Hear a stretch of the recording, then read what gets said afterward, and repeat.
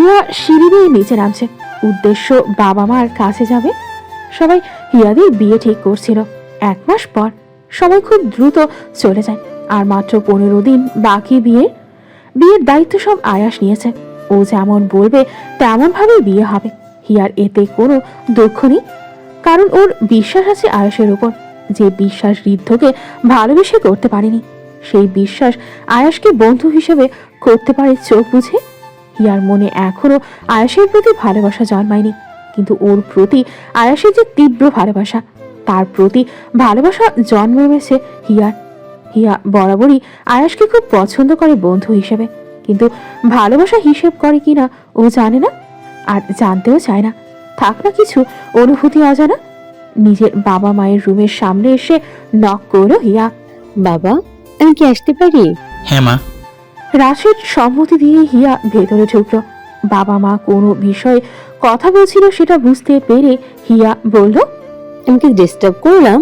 রাশেদ মেয়েকে টেনে কপালে গভীর চুম্বন করে বলেন, কখনোই না মা, তুমি কখনো আমাদের বিরক্ত করতে পারো না। তোমাকে অনেক ভালোবাসি বাবা। হিয়া বাবা রাশেদের গালে চুমু দিয়ে বলল। রাশেদ প্রত্যুত্তরে বললেন, আমিও তোমাকে অনেক ভালোবাসি মা। আমার জীবনে পাওয়া শ্রেষ্ঠ উপহার তুমি। বাবা মেয়ের এমন ভালোবাসার সম্পর্ক দেখে হেসে দিলেন হিমা। হিয়া দুজনের দিকে তাকিয়ে বলল, আমি আসলে একটা কথা বলতে চাইছি। বলো। হিমার উত্তরে হিয়া হেসে বলল, আমি চাই আমার বিয়েতে মেজো মা, বাবা, ছোট মা, বাবা, স্নিগ্ধ, নিধি এর সবাই থাকুক, ঋদ্ধ এবং হৃদয় আসুক আমি চাই। হিয়ার এমন কথায় রাশেদ হিমা দুজনেই অবাক হয়ে তাকালেন। হিয়া তাদের তাকানোর কারণ বুঝতে পেরে হেসে বলল, আমি ওদের মাফ করেছি, ওরা যা করেছে সবকিছু মাফ করেছি। ভালোবাসা কোনো গুনাহ না, কিন্তু ওরা আমাকে যে ধোঁকা দিয়েছে, যার জন্য আমি অভিশাপ দিয়েছিলাম, হয়তো আমাদের সবার বড্ড ওদের লেগে গেছে। যে সুখের খোঁজে আমাকে ধোঁকা দিয়েছিল, সেই সুখ আল্লাহ ওদের ক্ষণিকের জন্য দিয়ে আজীবনের জন্য কেড়ে নিয়েছে। আমার আর কোনো অভিযোগ নেই ওদের প্রতি, না কোনো কষ্ট আছে। ওদের শাস্তি ওরা পেয়ে গেছে। আমি চাই সব ভুলে আবারও এক হতে। অতীতে কি হয়েছে সেটা অতীতেই থাক।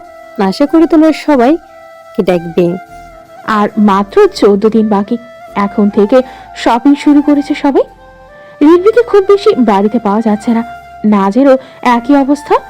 প্রেগনেন্ট তো কি হয়েছে, শপিং শেষ হচ্ছে না। এটাতে চরম বিরক্ত ঋষা। সারা দিন পর নাজকে পায়। সে সময় সে অনলাইনে ড্রেস দেখে। রিনভি, নাজ, হিয়া তিনজনেই রুয়াসের রুমের দিকে যাচ্ছে। উদ্দেশ্য ওকে নিয়ে শপিং মলে যাবে। সিঁড়ি বেয়ে ওপরে উঠতে উঠতে শুনতে পেল তীব্র গান। ওটিলিয়ার বিলিয়নিয়ার গান বাজছে। রুয়াস প্রায় ডান্স করে বিধায় ওরা স্বাভাবিকভাবেই নিল। রুয়াসের দরজা খুলে হতবাক হয়ে গেল তিনজনে। সবচেয়ে বেশি অবাক হয়েছে রিনভি। ও যেন বিশ্বাস করতে পারছে না রুয়াস উল্টো হয়ে ডান্স করছে। গান এত তীব্রভাবে বাজছে যে ও টের পেল না এর পেছনে 3 মানবী দাঁড়িয়ে আছে। রুয়াস একটা সাদা তোয়ালে দিয়ে কোমর থেকে হাঁটুর নিচে পেঁচিয়ে রেখেছে, আর একটা সাদা গেঞ্জি মেয়েদের নেক টপের মতো করে ওপরে পেঁচিয়ে রেখে কোমর দুলিয়ে দুলিয়ে নাচছে, যেটা দেখে রিম্পি প্রায় কান্না করে দেওয়ার মতো অবস্থা। নাচ মুখ চেপে হাসছে। হিয়ারও একই কাজ। নিচ থেকে আয়াসা ঋষভ হবে মাত্র উপরে আসছিল। রুয়াসের রুমে ওদের এভাবে দাঁড়িয়ে থাকতে দেখে ওরাও গেল সেদিকে। যে ঋষভ হতভম্ব হয়ে গেল। আয়াস চোয়াল শক্ত করে রুয়াসের দিকে তাকালো। আচমকা কান্নার আওয়াজ পেতেই রুয়াস পেছনে ফিরে দেখলো সবাই দাঁড়িয়ে আছে। রুয়াস শুধু কান্নারত রিনভিকে দেখতে লাগলো। ও গেঞ্জি একটানে ঠিক করে তোয়ালে সরিয়ে দ্রুত এগিয়ে গেল রিনভির কাছে। সোফায় বসে কাঁদছে রিনভি। হিয়া টিস্যু পেপার এগিয়ে দিচ্ছে ওকে। নাজ রিনভির পাশে বসে ওকে থামাতে বলছে। ঋষভ রাগে রুয়াসের দিকে তাকিয়ে আছে। বেচারা রুয়াস সে ব্যাপারে কোনো তোয়াক্কা না করে রিনভির সাথে কথা বলতে যাচ্ছে। রিনভি কোনো ক্রমেই কথা বলবে না রুয়াসের সাথে। এমন অবস্থায় নাজ উঠে ঋষভের হাত টেনে ওকে বাইরে নিয়ে গেল। হিয়াও হাত বাড়িয়ে দিতেই আয়াস আলতো করে ওকে ধরে বাইরে নিয়ে গেল। সবাই ওকে রেখে চলে যাচ্ছে বিধায় উঠে রেখে গেল চলে যাওয়ার জন্য। তখনই রুয়াসর হাত ধরে বলল, আমার সাথে কেন কথা বলছো না? আমি কোনো ট্রান্সজেন্ডার ওমেনের সাথে কথা বলবো না। রিনভির কথা মন খারাপ করে রুয়াস বলল, রিন, কি সব বলছো? আমি এমনটা শুধু মজার জন্য করি। প্লিজ রেগো না, আর এমন করো না। ঠিক বলেছি আমি। আগে কখনো এমন করনি। তুমি নিজে সার্জারি করিয়েছো। রিনভির কথায় রুইয়াস আহত কণ্ঠে বলল, ভুল বুঝছো তুমি। আমি ঠিক বলেছি। ছাড়ো আমাকে, ধরবে না খবরদার। বলেই রিনভি যেতে লাগলো বাইরে। রুইয়াস ওর হাত টেনে বোঝাতে লাগলো, কিন্তু রিনভি কিছু শুনতে নারাজ। ও নিজেকে রুইয়াস থেকে ছাড়াতে চেয়ে এলোপাথারি মারতে লাগলো রুইয়াসকে। এ পর্যায়ে রুইয়াস না পেরে রিনভিকে পাচাকোড়া করে ওপরে নিজের ঘরে নিয়ে যেতে নিলেই রিনভি চিৎকার করে বলল, ছাড়ো আমাকে। কোথায় নিয়ে যাচ্ছ? আমি সার্জারি করে কি চেঞ্জ করেছি সেটা তোমাকে দেখাতে। রুইয়াসের এমন কথা শুনে রিনভি আরো রেগে হাত পা ছোড়াছুড়ি করতে লাগলো। রুইয়াস নিজের রুমে ঢুকেই রিনভিকে বিছানায় ফেলে দরজা বন্ধ করে দিল। রিনভি বিছানা থেকে উঠতে চাইলেই রুইয়াস ওর ওপর ঝুঁকে ওর হাত শক্ত করে চেপে ধরো বিছানার সাথে। রিনভি একদম কাছে যেয়ে বলল, এত জলদি কিসের? আমার কি নেই সেটা দেখবে না? যখন দেখবেই তখন প্র্যাকটিক্যালি অ্যাপ্লাই করে ফেলি, কি বলো? বলেই রিনভির উপরে থেকে উঠে নিজের পরনের 2 কোয়ার্টার প্যান্টের হুক খুলতে ফেলতেই রিনভি ওকে ধাক্কা দিয়ে দরজার কাছে যেতে গেলেই রুইয়াস ওকে হ্যাচকা টানে নিজের বুকের কাছে আনলো। কানে ফিস ফিস করে বলল, জেন্টলম্যান, আপনার জেন্টলম্যান ঠিকঠাক আছে কিনা দেখবেন। রিনভি রুইয়াসকে ধাক্কা দিয়ে বলতে লাগলো, আগে নিজের প্যান্ট ঠিক করো। সামান্য হুকটাই খুলেছি, তাতে এই অবস্থা। সম্পূর্ণ খুলে কি করবে? রুইয়াসের কথায় রিনভি বলল। সরি, আমি ভুল বলেছি। ঠিক আছে, প্লিজ ছাড়ো। রুইয়াস হেসে রিনভির আরো কাছে যেয়ে বলল। যখন ধরেছি এত জলদি তো ছাড়ছি না। রিনভি অবাক হয়ে কিছু বলতেই যাবে, তার আগেই রুইয়াস ওর ওষ্ঠদয় নিজের ওষ্ঠের দখলে নিল। রুইয়াসের এমন কাজে রিনভি হতবাক হয়ে গেল। একটা সময় পর সেও রেসপন্স করতে লাগলো। হিয়া বাইরে দাঁড়িয়ে আছে আয়াসের সাথে। আয়াস ওর জন্য কটন ক্যান্ডি এনে দিয়েছে। আপাতত মন প্রাণ দিয়ে সেটাই খেতে ব্যস্ত। আচমকা পেছন থেকে ক্যালভিন বলল, এই পিটি গার্ল, আমার প্রস্তাবটা ভেবে দেখেছো তুমি? হিয়া পেছন ফিরে দেখলো ক্যাথারিন, রিকার্ডো, ক্রিস্টিয়ান, ক্যালভিন ওদের দিকে এগিয়ে আসলো। হিয়া ওদের দিকে হেসে দিল। ক্যালভিন আয়েশের দিকে তাকিয়ে বলল, কি হলো পিটি গার্ল, কি ভেবেছো? আয়েশকে দেখিয়ে বলা কথায় আয়েশের কোনো ভাবান্তর হলো না। সে যে ক্যালভিনের কথায় কোনো গুরুত্ব দিল না সেটা দেখেই বোঝা যাচ্ছে। হিয়া হেসে ক্যালভিনকে বলল, আমি অনেক ভেবে চিন্তে দেখেছি। হিয়ার এমন কথায় উৎসুক হয়ে তাকালো সবাই। হিয়া সবার দিকে তাকিয়ে কিছুক্ষণ চুপ থেকে বলল, আমি সিদ্ধান্ত নিয়েছি, আমার মেয়ের সাথে তোমার বিয়ে দিয়ে দিব। সাথে সাথে ক্যালভিন বাদের সবাই অট্ট হাসিতে ফেটে পড়ল। ক্যালভিন বেলুনের মতো চুপসে যাওয়া মুখ নিয়ে বলল, আমি বাবা হতে চাইলাম, আর তুমি কিনা সেই বাচ্চার হাজবেন্ড বানিয়ে দিলে। কাজটা একদম ভালো করলে না। তোমার মেয়ে মানে আমার মেয়ে। আমি তোমার মেয়ের দুঃসম্পর্কে বাবা হব, কিসের হাজবেন্ড? ওর এমন দুঃখ দুঃখ কথায় আরো হেসে দিল সবাই। ক্যালভিন রেগে বলল, এই পাপের দল চুপ কর, নাই দেখিস ওদের একটাও আমি নিজের বিয়েতে ইনভাইট করব না। কিন্তু বেচারা ক্যালভিনের কথা কেউ শুনল না। হিয়া ক্যালভিনের বা হাতে করা নারীর ট্যাটু দেখে প্রশ্ন করল। আচ্ছা, এই মেয়েটাকে? আচমকা সবার হাসি থেমে গেল। ক্যালভিন বিস্তর হেসে বলল, ও ও আমার ওয়াইফ লিসা। হিয়া অবাক হয়ে বলল, কি, তুমি ম্যারিড? ক্যালভিন আগের থেকেও দারুণ হেসে বলল। ধর্মের মতো এখন হয়নি, কিন্তু মনের মতো হয়ে গেছে। ক্যালভিনের কথায় আয়াস সহ সবাই চুপ করে আছে, কিন্তু হিয়া হেসে বলল, ও, এটা তো দারুণ। কোথায় ও? ও তো নেই, আমাকে স্বার্থপরের মতো ছেড়ে চলে গেছে। লিসা, ও এখন শুধু আমার কল্পনায় আছে। আর সেই কথা সবকিছু এখন শূন্যে ভেসে বেড়ায়। আমি ছুঁতে পারি না, শুধু অনুভব করতে পারি। ক্যালভিনের এমন কথায় খারাপ লাগলো সবার। হিয়ার মন খারাপ হয়ে গেল। সেদিকে ফিরে ক্যালভিন বলল, খুব ভাগ্য নিয়ে জন্মাতে হয় শখের মানুষের সাথে সারা জীবন কাটানোর জন্য। বলেও হেসে ফেলল। কিন্তু তোমাকে আমি দ্বিতীয় বিয়ে করতে রাজি আছি। বলো, তুমি কি রাজি? প্লিজ এখন এটা বলো। বলো না যে তোমার আর আয়াসের মেয়ের সাথে আমার বিয়ে দিবে। ওর মেয়েটা ওর মতো বদমাস হবে। দেখা গেল আমাকে সত্যি সত্যি দুঃসম্পর্কের বাবা বলে ডাকলো। ওর কথা আবারও সবাই হেসে দিল। হিয়া বসে আছে ওর বিছানায়। ওর সামনে বিছানায় রাখা আছে ওর বিয়ের লেহেঙ্গা, মিষ্টি গোলাপি রঙের লেহেঙ্গা। সাথে চিকন একটা ডায়মন্ডের নেকলেস আর টপ কানে দুল। হিয়া সেদিকে তাকিয়ে মুচকি হেসে তাকিয়ে আছে। হিয়ার একটা ডায়েরি ছিল যেখানে ওর উইশ লেখা ছিল। ওর বিয়ে নিয়ে একটা উইশ ছিল যেখানে ওর লেহেঙ্গা পরার কথা ছিল মিষ্টি গোলাপি রঙের। সাথে ওদের চেরি ব্লসম গাছের নিচে বিয়ে হবে সহ আরো নানান কিছু লেখা ছিল। কিন্তু ঋদ্ধর সাথে বিয়ের কথা হয় তখনই সব উইশ ছেড়ে দিয়েছিল। সে কথা ভেবে হেসে দিল। উঠে ওর ব্যালকনিতে গেল, দাঁড়িয়ে আয়োজন দেখতে লাগলো। রিহার কবরের পাশে যে চেরি ব্লসম গাছ আছে সেখানে একটা উল্টো ইউ আকারের গ্রুপে ফুল দিয়ে সাজানো হচ্ছে। এইসব ভাবে এমনভাবে সম্পূর্ণ যাওয়ার রাস্তা ঠিক করা হচ্ছে। ওয়েডিং প্ল্যানার সব নিজ হাতে সাজাচ্ছে। সব একদম হিয়ার মনের মতো করে হচ্ছে, যেমনটা ও হুবহু ডায়েরিতে লিখেছিল। হিয়া হেসে সেদিকে মনোযোগ দিল। এসব আয়েশের কাজ। হিয়ার ছোট ছোট বিষয়গুলো খুব যত্নে মনে রেখে পূরণ করে আয়াস, যেটা হিয়ার খুব পছন্দ। আমি আসতে পারি? আচমকা এমন আওয়াজ পেতেই ঘুরে তাকালো হিয়া। রিধি ওর দরজা নক করছে। ওরা গতকাল রাতে এসেছে। হিয়ার সাথে কারো দেখা হয়নি এখনো। ও রিধিকে দেখে কিছু মুহূর্ত থেমে গেল। রিধিকে যেন ও চিনতে পারছে না। সেই গোলগাল রিধি আরও নেই, চিকন স্বাস্থ্য, গায়ের রং চাপা, চোখের নিচে কালো দাগ। হিয়া রিধিকে দেখে অবাক হলো। কি অবস্থা রিধি! ওরা দেখা রিধি আর এই রিধি আকাশ পাতাল তফাৎ। হিয়া একটু সামনে যেয়ে বলল, ভিতরে এসো না আপু। রিধি ভেবেছিল হিয়া হয়তো ওর সাথে কথা বলবে না, কিন্তু ও ভুল প্রমাণ হয়েছে। রিধি হাসার চেষ্টা করে ভেতরে আসলো। হিয়াকে দেখতে লাগলো। প্রায় 1 বছর 1.5 মাস হয়ে গেছে ও শেষ হিয়াকে দেখেছিল। হিয়া ঠিক আগের মতোই সুন্দর আছে, আগের থেকেও বেশি সুন্দর হয়েছে। ঠিক 7 বছর আগে হিয়া যখন প্রথম দেশে গিয়েছিল তখনকার মতো। Here hair style, dress up change হয়ে গেছে। হিয়া ঠিক আগের মতো হয়ে গেছে। রিধি হিয়াকে দেখে মুচকি হাসল। বিছানায় রাখা লেহেঙ্গা দেখে রিধি হেসে বলল, তোমাকে খুব সুন্দর লাগছে এই রঙে। হিয়া হেসে ওকে সোফা এনে বলল, তুমি বসো না, কেমন চেঞ্জ হয়ে গেছো। আমি তো প্রথমে চিনতেই পারিনি। হিয়ার কথায় বিপরীতে রিধি মুচকি হেসে বলল, আমি ভাবিনি তুই আবার আমাদের সাথে দেখা করবি। হিয়া হেসে বলল, আমি সব ভুলে গেছি, তোমারও সব ভুলে যাও।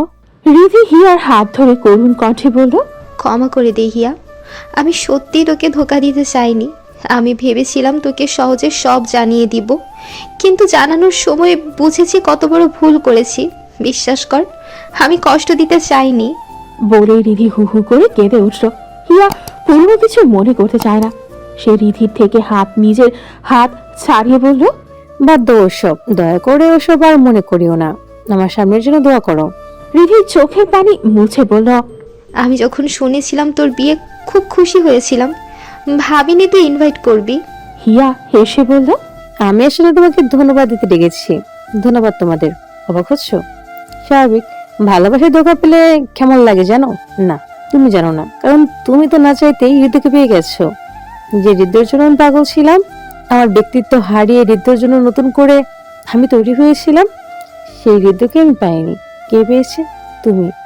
অথচ ভালো কিন্তু আমি বেসেছি।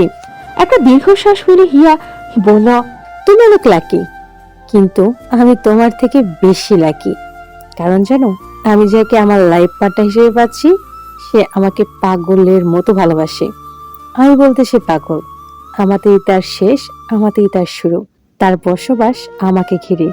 আমি ভালোবাসার জন্য কষ্ট পেয়ে তোমাকে অভিশাপ দিয়েছিলাম, বরদোয়া দিয়েছিলাম, বলেছিলাম কখনো যেন আল্লাহ তোমাদের নসিবে সুখ না লেখে। অথচ সে আমাকে না পেয়েও আমার জন্য কষ্ট পেয়ে আমাকে অভিশাপ দিয়েছিল, বরদোয়া দিয়েছিল আমি যেন সুখে থাকি, পৃথিবীর সব সুখ যেন আমার হয়, আমি যেন হৃদয়ের সাথে খুব ভালো থাকি। এই অভিশাপ, এই বরদোয়া তো আমাকেই দিয়েছিল সে। হিয়া আবারও শব্দ করে হেসে উঠল। চোখে পানি চিকচিক করছে। ও সেই অবস্থায় বলল, সেও কষ্ট পেয়েছিল, নিজে নিজে শেষ হয়ে যাচ্ছিল, অথচ কখনো আমার খারাপ চাইনি। ঠিক কতটা ভালো না বাসলে কেউ এমন অভিশাপ দেয়। আমি সেই ভালোবাসা পেতে যাচ্ছি যা আমি কখনোই ডিজার্ভই করি না। আমিও তো ভালোবেসেছিলাম, কিন্তু আমি হৃদয়কে বরদোয়া ছাড়া কিছুই দেইনি, আর সেও ভালোবেসেছে। এখন আমি আল্লাহর কাছে শুকরিয়া করছি। ভাগ্যিস সিদ্ধ আমাকে ধোকা দিয়েছিল, না হয় আমি তাকে হারিয়ে ফেলতাম। হিয়া হেসে রিধির দিকে তাকালো। রিধি শুধু হিয়ার চোখের কোণে জমে থাকা পানিগুলো দেখলো। বাইরে দাঁড়িয়ে আছে সবাই। রিধির হাত ধরে দাঁড়িয়ে আছে। পাশে ঋদ্ধ ও নিধি দাঁড়িয়ে। বাড়ির বড়রা কেউ এখানে নেই, সবাই বাড়ির ভেতরে। রিধি ঋদ্ধর হাত শক্ত করে ধরে রেখেছে, কারণ উপস্থিত সবাই ওদের দিকে তাকিয়ে আছে। রিনভি থেকে শুরু করে রিকার্ডো সবাই উপস্থিত, আর সবাই তাকিয়ে আছে। হিয়া সবার সাথে পরিচয় করিয়ে দিচ্ছে। নিধি ঋষাবের দিকে ড্যাব ড্যাব করে তাকিয়ে আছে, যেটা ঋষাবের একদম ভালো লাগেনি। একাধারে নিধির তাকানো দেখেও বলল, এই ইউ ছেলে আগে কখনো দেখোনি? ঋষাবের অপমান করা কথায় নিধি সামান্য অপমানিত হলো না, বরং হেসে বলল, না, দেখেছি তো, কিন্তু নীল চোখের কাউকে এখনো দেখিনি। ওই যে নীল চোখে যে আন্টি, উনি আপনার মা, তাই না? আপনার ভাই বোন দুজনের চোখই নীল, কি সুন্দর। আমি কখনো নীল চোখের কাউকে দেখিনি, এই প্রথম। আপনার ওয়াইফের চোখও নীল, দেখবেন আপনার বাচ্চাদের চোখের রঙও নীল হবে। নিধির কথা এবারও বুঝলো কেন ও এইভাবে তাকিয়ে আছে। ঋষাব মুচকি হাসল, স্নিগ্ধ রিনভির দিকে তাকিয়ে আছে, যেটা খেয়াল করেছে রুইয়াস। রাগে ওর মাথা খারাপ হয়ে যাচ্ছে। রিনভির হাত ধরে ও ওর দিকে টেনে এনে বলল, ওই ছেলে তোমার দিকে কেমন করে তাকিয়ে আছে দেখো। রিনভি ওর কথা শুনে হেসে বলল, শুনলে না, ওরা কখনো নীল চোখের কাউকে দেখেনি। ওদের ফিস ফিস করে বলা কথায় ক্যাথালিন যোগ হয়ে বলল, বাদ দাও সব, ওই মেয়ের জন্য হিয়াকে চিট করেছে এই ছেলে। কি বাজে চয়েস, এর থেকে তো আমাদের হিয়া হাজার গুণ সুন্দর। ওর এমন কথায় রিনভি বলল, নো সিস, মেয়েটাও সুন্দর ছিল। হ্যাঁ, হিয়ার মতো অত সুন্দর না, কিন্তু সুন্দর ছিল। মেবি বাচ্চা মারা যাওয়ার পর থেকেই এমন হয়ে গেছে। রিনভির কথায় ক্রিস্টিয়ান বলল, তুমি কিভাবে জানতে ও সুন্দর ছিল? আমি তো কয়েকবার কথা বলেছিলাম যখন হিয়া ওখানে ছিল। রিনভির কথায় আর কেউ কিছু বলল না। এদের এমন ফিসফিস করে কথা বলা দেখে হিয়া বলল, আমাদের রেখে তোমরা কি কথা বলছো? হে হার্ট, সেটা তোমার জেনে কাজ নেই। আমরা আমাদের পার্সোনাল কথা বলি। তোমার বিয়ে না হলে আমরা বলতাম তোমাকে। রুয়াসের কথায় হিয়া হেসে দিল। আচমকা পেছন থেকে ক্যালভিন হেসে বলল, আমি চলে এসেছি। ক্যালভিন একটা বক্স নিয়ে এসেছে। ল্যাভেন্ডার রঙের চুলের অধিকারী ক্যালভিনকে দেখে নিধি হা হয়ে তাকিয়ে দেখলো। ক্যালভিন ততক্ষণে হিয়ার সামনে দাঁড়িয়েছে। নিধি এক দৃষ্টিতে তাকিয়ে থাকলো ক্যালভিনের দিকে। ক্যালভিন সেদিকে না তাকিয়ে হিয়ার সামনে তাকিয়ে বলল, এখন সময় আছে, ভেবে দেখো। হিয়া হেসে দিল। ক্যালভিন হিয়ার দিকে বক্সটা এগিয়ে দিয়ে বলল, এটা তোমার ওয়েডিং গিফট। হিয়া খুশি হয়ে বক্সটা খুলতেই দেখলো একটা বাচ্চা প্যাঙ্গুইন। হিয়া অবাক হয়ে তাকালো। প্যাঙ্গুইন সবাই এখন পালে, কিন্তু কখনো প্যাঙ্গুইন পালতে পারবে ওর ধারণা ছিল না। প্যাঙ্গুইন নিতে হলে অথরিটি থেকে পারমিশন নিতে হয়। হিয়া মায়াবী বাচ্চাটাকে হাতে উঠিয়ে বলল, কত সুন্দর, ওয়াও, ধন্যবাদ তোমাকে, এটা খুব কিউট। ক্যালভিন হেসে দিল। সবাই অবাক হলো ক্যালভিনের প্যাঙ্গুইন দেয়া দেখে।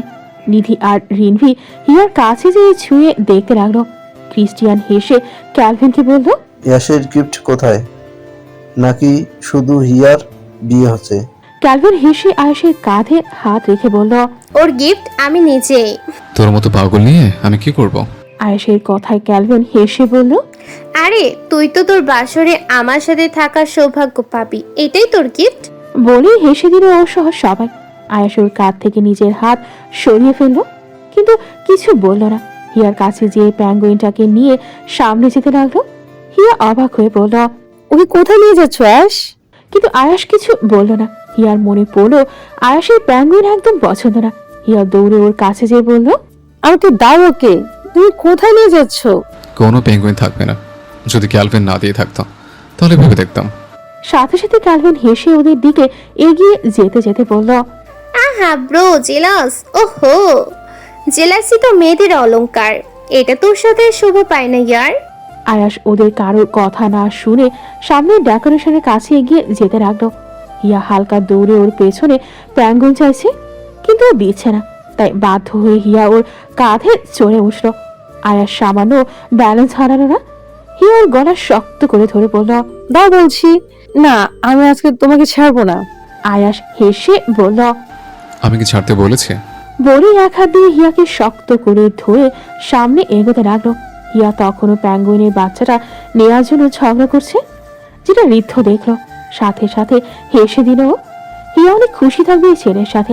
সবাই দাঁড়িয়ে আছে হিয়াদের ব্যাকইয়ার্ডে, যেখানে লাইটিং এ কাজ চলছে। সবাই এক জায়গায় থাকলেও আয়াস অনেকটা দূরে দাঁড়িয়ে আছে। সে বলছে কিভাবে লাইটিং করতে হবে। ঋদ্ধ ওর পেছনে দাঁড়িয়ে বলল, অনেক পছন্দ করো তুমি হিয়াকে। পছন্দ নই, ভালোবাসি ওকে আমি, যেটা তুমি চাইলেও পারো নি।